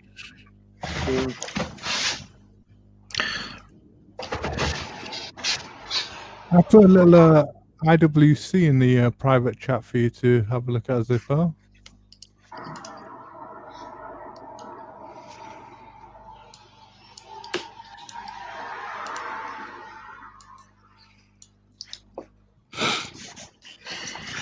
Oh, yeah.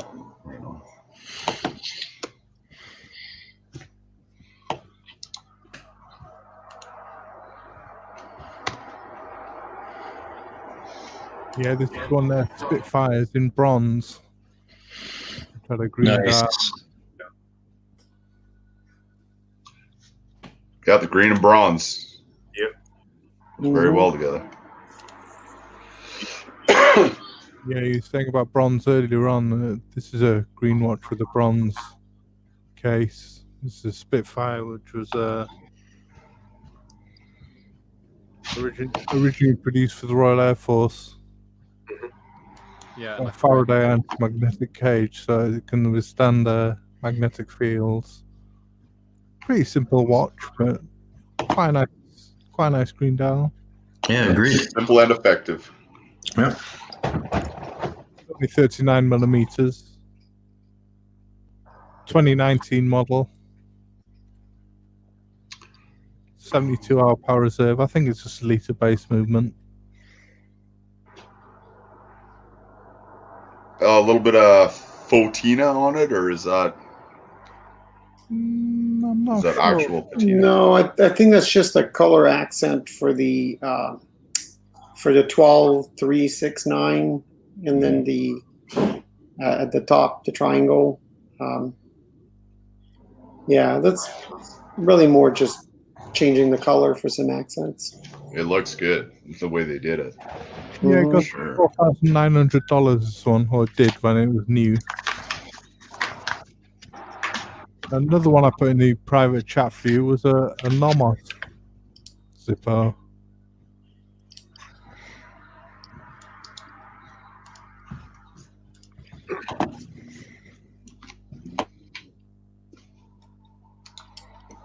Nomos actually has quite a few green dials. Yeah, you might have to type in green after. Yeah. Any of you guys had Nomos? This is a really nice shade of green, I thought. It was a really nice hue. They have the square case one, the Tetra. They have it in green as well. Pneumatic 41 date. That's green. the one. You got it on the top row there. That's it. Okay. That sort of shade of khaki green. Olive green, as I say. I kind of like these Nomos. They're very simple for what I'd normally go for. I like the Orion range. It's the simplest that they do. It's not got any numerals or anything. It's just simple buttons with the sub-seconds at the bottom. I think it's quite a nice looking watch, to be honest. Yeah. Goes for about £3,500, which is quite expensive for the simple sort of watch. I mean, yeah, I know it's not the same look, but somebody wants to get into Nomos for really low prices. You can look for a used club. The club campus is, well, it's much lower price to begin with, but you can get some used ones for pretty cheap. Mm-hmm.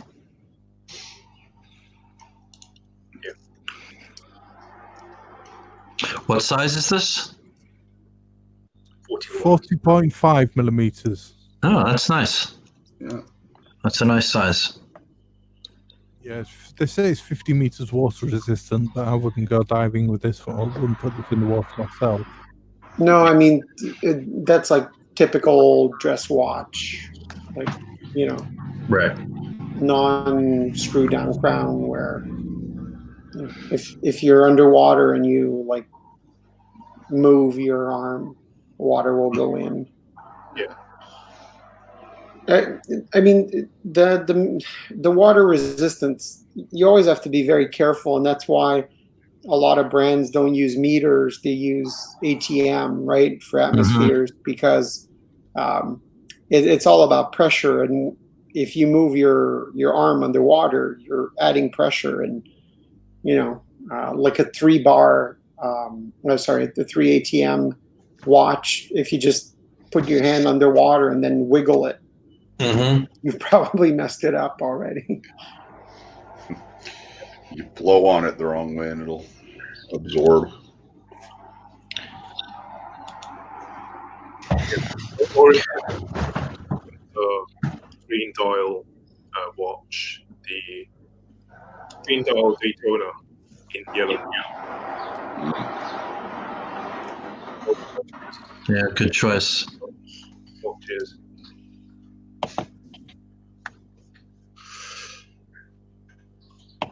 Green.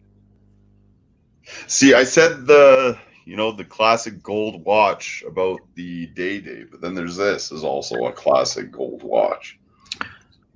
And there's also a green dial, all solid gold GMT with a green dial. Is there? Yeah. Those are just a little bit too much for me. The GMT and the Daytona in solid gold. Bit too in your face, bit too Yeah. green. Yeah. These, It's not as bad as a sub, right? But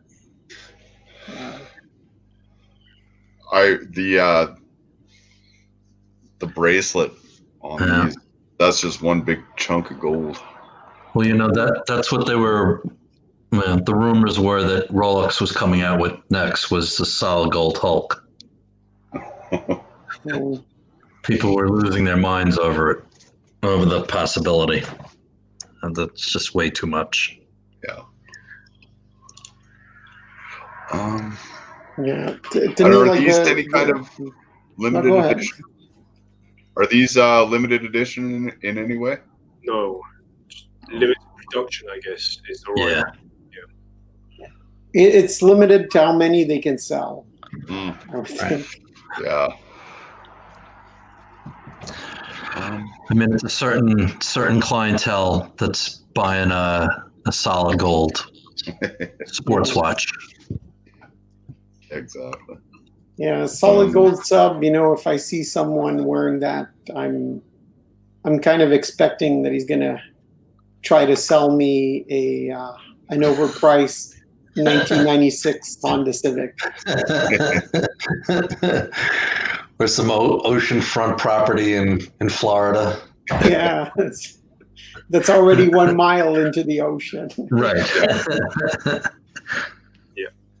I've only seen one of these in a store ever, and oh my god, it was horrible. They're small too. I really like the white gold Daytona with the Oyster Flex. That's a pretty looking watch. Yeah, for me, when it goes into white gold, then it's totally different. Like the Smurf, the Smurf sub, that looks beautiful. Yeah. Or the first Pepsi that was in white gold. Yep. Mm-hmm. Yeah. Totally flies under the radar because, like with that and white gold and platinum, only Yep. What it is. Yeah. I mean, I still think I would have. It's a heavy watch, though, right? For sure. But it looks nice. Yeah. That to me is I like blue, I guess, but to me that's the nicest solid gold sports watch that Rolex makes. Yeah. I mean, I'm not a sub fan, and I'm not, a solid gold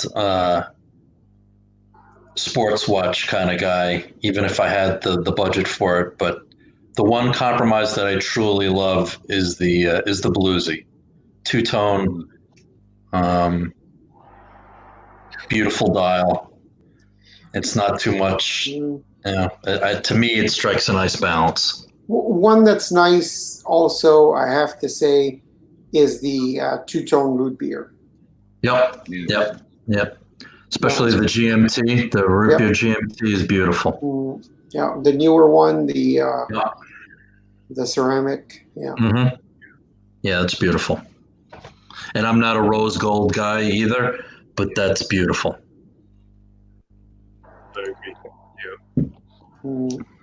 That's a nice watch. The original. Yeah, I love one. There's one of those in a pawnbroker's near me. and they want £9,000 for it. For the original one? Yeah, the original vintage. Yeah. On the Jubilee. Yeah, just like that. It's beautiful, but it's got a bit of a scratch bezel. That's the only problem. Well, and it's a pawn shop, so my guess is that the bracelet, like if you hold it up, it goes straight down. Right. It would be very loose. Yeah, I've taken a look at it. They've got two of them exactly the same in Really? stock. Yeah, and I've taken a look at one of them, and the bracelets. Yeah, it's a bit shackly, a bit jiggly jangly, but I've tried it on, and it's a beautiful watch. But I can't justify. Well, I don't have £9,000 basically, but it's just something that I stare at now and again. When it comes to a loose Jubilee, to prevent that, are you better off wearing it tight or loose? Because it seems tight, you got your pressure on it. Loose, it's flopping around. I think for the old ones, it doesn't matter. It's over time, it will become loose. You just have to send it in. There's a couple of people out there that rebuild them. Mm-hmm. I think it's just the way they were built. The old bracelets, and it's not just Rolex, it's every brand. The old bracelets were just not built to last. Right. Yeah. Well, from what I've heard, you could go and they'd have a box of bracelets and a box of heads, and you just throw whatever you want on there. So it wasn't, just not the same quality, obviously. Well, and I mean, look, they just didn't have the technology too, right? It's like it's not like they had amazing milling machines that could do the clasps, right? Machine clasps. They were just stamped, so they didn't have the ceramic pins. There's all kinds of things that they didn't have. The modern Jubilee bracelets are nothing like the vintage ones. Yeah. And we don't know at this point, right? The modern ones, what are they going to look like in 40 years? Right. If you actually wear them. That's the other thing too about modern versus classic. You have to remember that these things used to be a lot cheaper relatively, right? Mm-hmm. So people were buying these, and if you told someone 40 years ago, is the Rolex that you just bought, is it a Safe Queen? They would probably tell you like, what the hell are you talking about? What's a Safe Queen? People would buy a watch and they would wear it. Right. That's what they were designed for. So correct. Yeah. So this is the closest thing I've got to a Jubilee, and it's got a little bit of dangle to it, but nothing bad. Not the same amount of links, obviously, but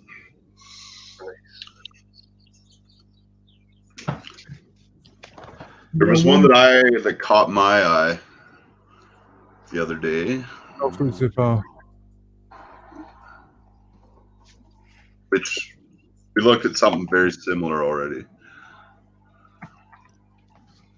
Wisconsin watch guy. I do agree. Like Rolex, but a lot of companies too. Their manufacturing has come along in the past years. But like, as good as their manufacturing is today, most of these brands did not have amazing bracelet manufacturing 40 years ago. You have to think that it's like a lot of the manufacturing processes that are being used today simply did not exist at that time. Yeah. You have the Panerai on the screen. Mm-hmm.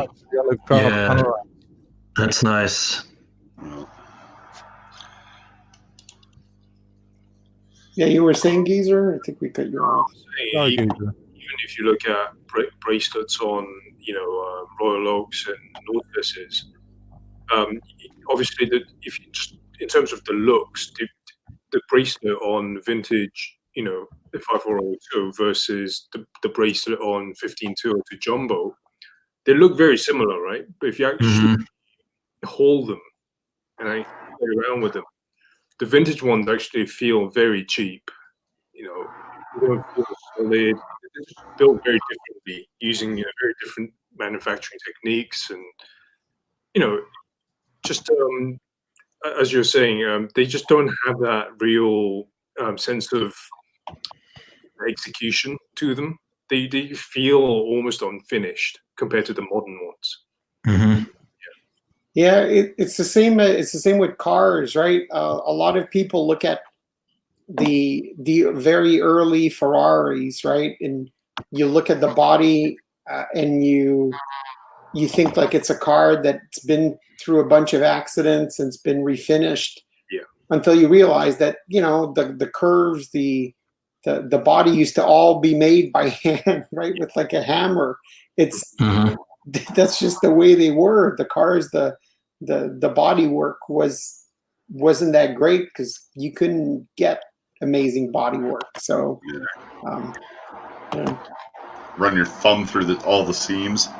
Yeah, the big difference with, I think, the Royal Oak and older bracelets like that is that those were still all finished by hand, right? So I think, as you were saying, Geezer, cosmetically they still look very nice. It's just on closer inspection, they're definitely not the same as the newer ones. Exactly. Yeah. That's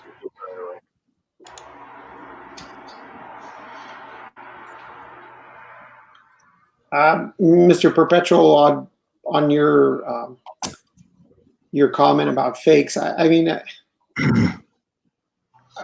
I know that's what everybody says, that you can't spot a fake.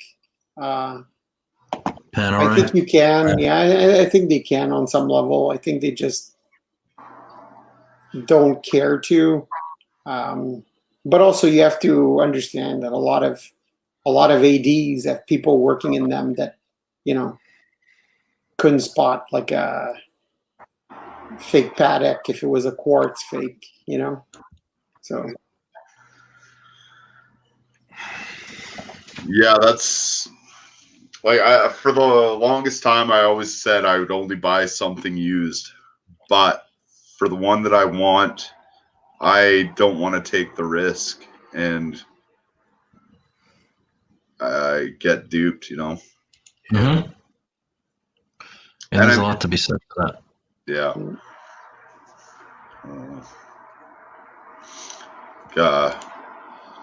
Like Archie says, let some other sucker pay retail for it. Yeah. But sometimes it's just not worth the risk. Or or you can always do what he does, right? And not buy any watch. There you go. Just borrow watches. One way to do it.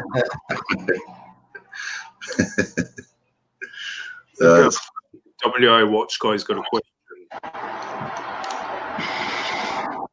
Sure. In the comments. Anyone looking at new watch these days? I mean, I've like said it over and over again, right? I've got this obsession with the Duomite, but I don't know if it's going to happen this year. I'm personally down to the. I tried that last year and it worked out fine.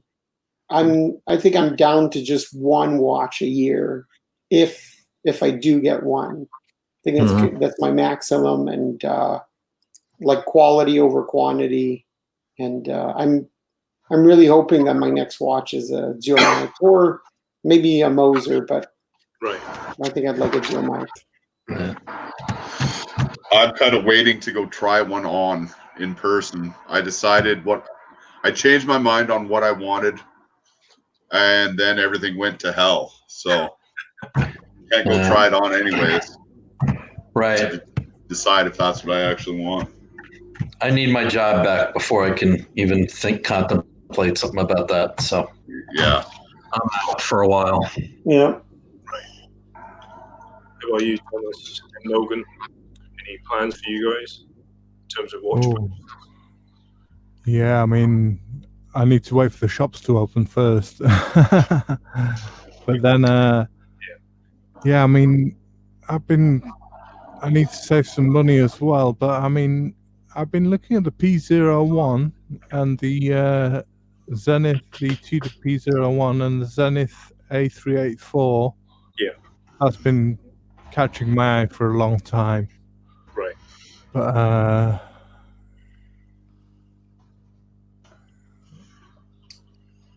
yeah, the Zenith A384 is my goal at the moment, I think, and also a Polar Explorer 2. The 6-digit or the 5-digit one? The new one, the 42mm with the big orange hand. Yeah. Nice. They're the ones catching my eye at the moment, but I just need to find the funds, as all of us do. Yeah. Yeah. Yeah, that's pretty nice, Thomas. That's cool. That is a cool watch. Yeah. For me, I mean, I don't really plan on buying anything new anytime soon. I think sort of my next watch for me would either be either a Coke or a Bluesy. And I mean, I was eyeing Mark's Bluesy, but then all of this happened, so I think I'm just going to play it safe. Just kind of wait a while. And Patrick Chip was offering a good deal on his Coke, wasn't he? He is. You were interested in that. Yeah, I thought about that one too, but yeah, I think I'd rather just play it safe for now and just kind of hold out. But that's kind of the point that Patrick Chip was making too, right? He's offering it at a crazy price. It's the best price you'll ever find. Yeah, and it's not selling. I think that's the best indicator of why people should be taking it easy and being conservative right now. Exactly.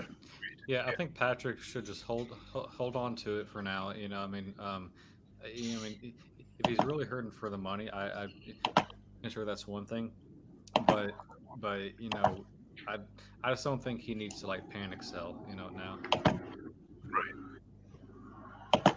I feel bad for anybody in that boat where they're having to panic sell, especially right now because nobody wants to buy, and that's a scary situation, man.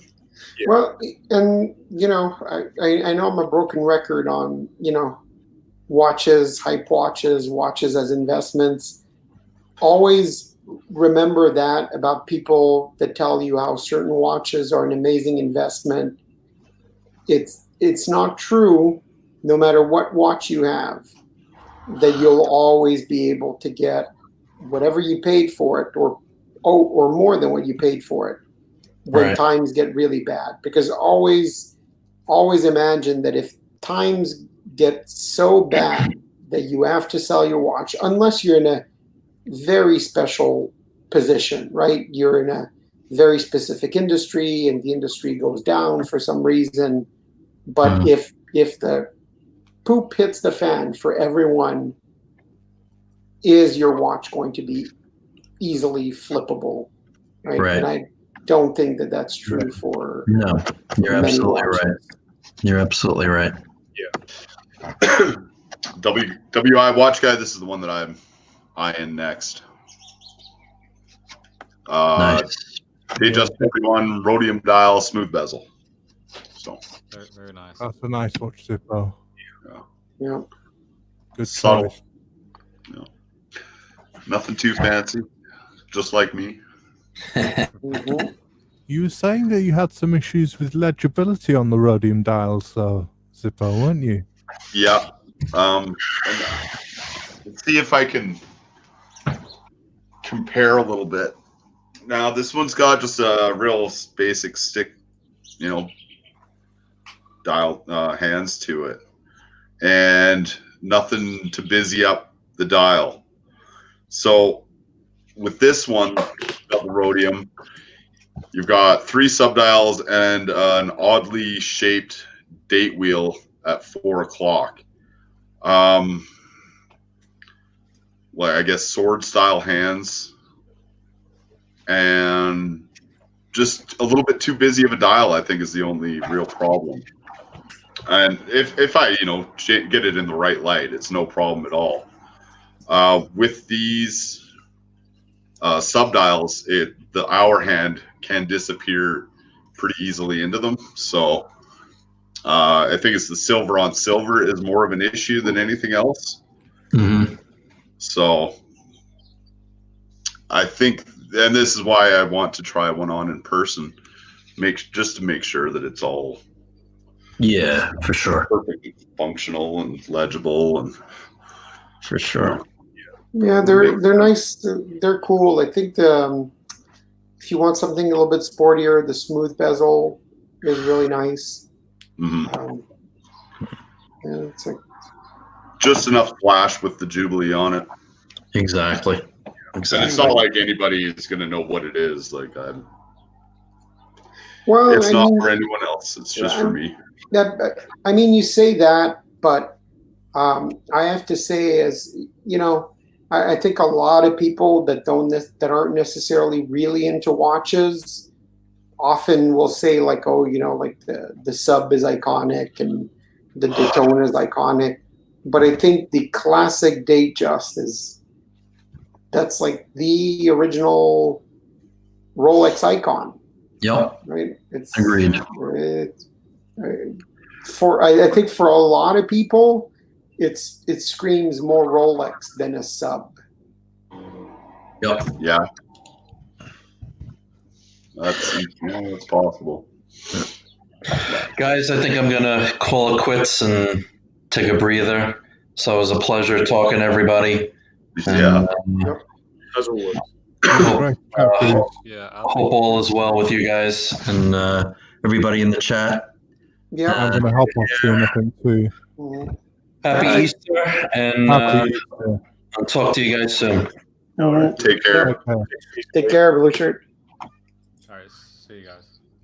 Yeah, I think I might go and. It's that time. Yeah, I didn't realize it was over 2 hours already. Yeah. So, that always happens. Yeah, thanks everybody in the chat. It was a great discussion. I know we didn't necessarily keep up with the chat the whole time, but All right. As always. Mhm.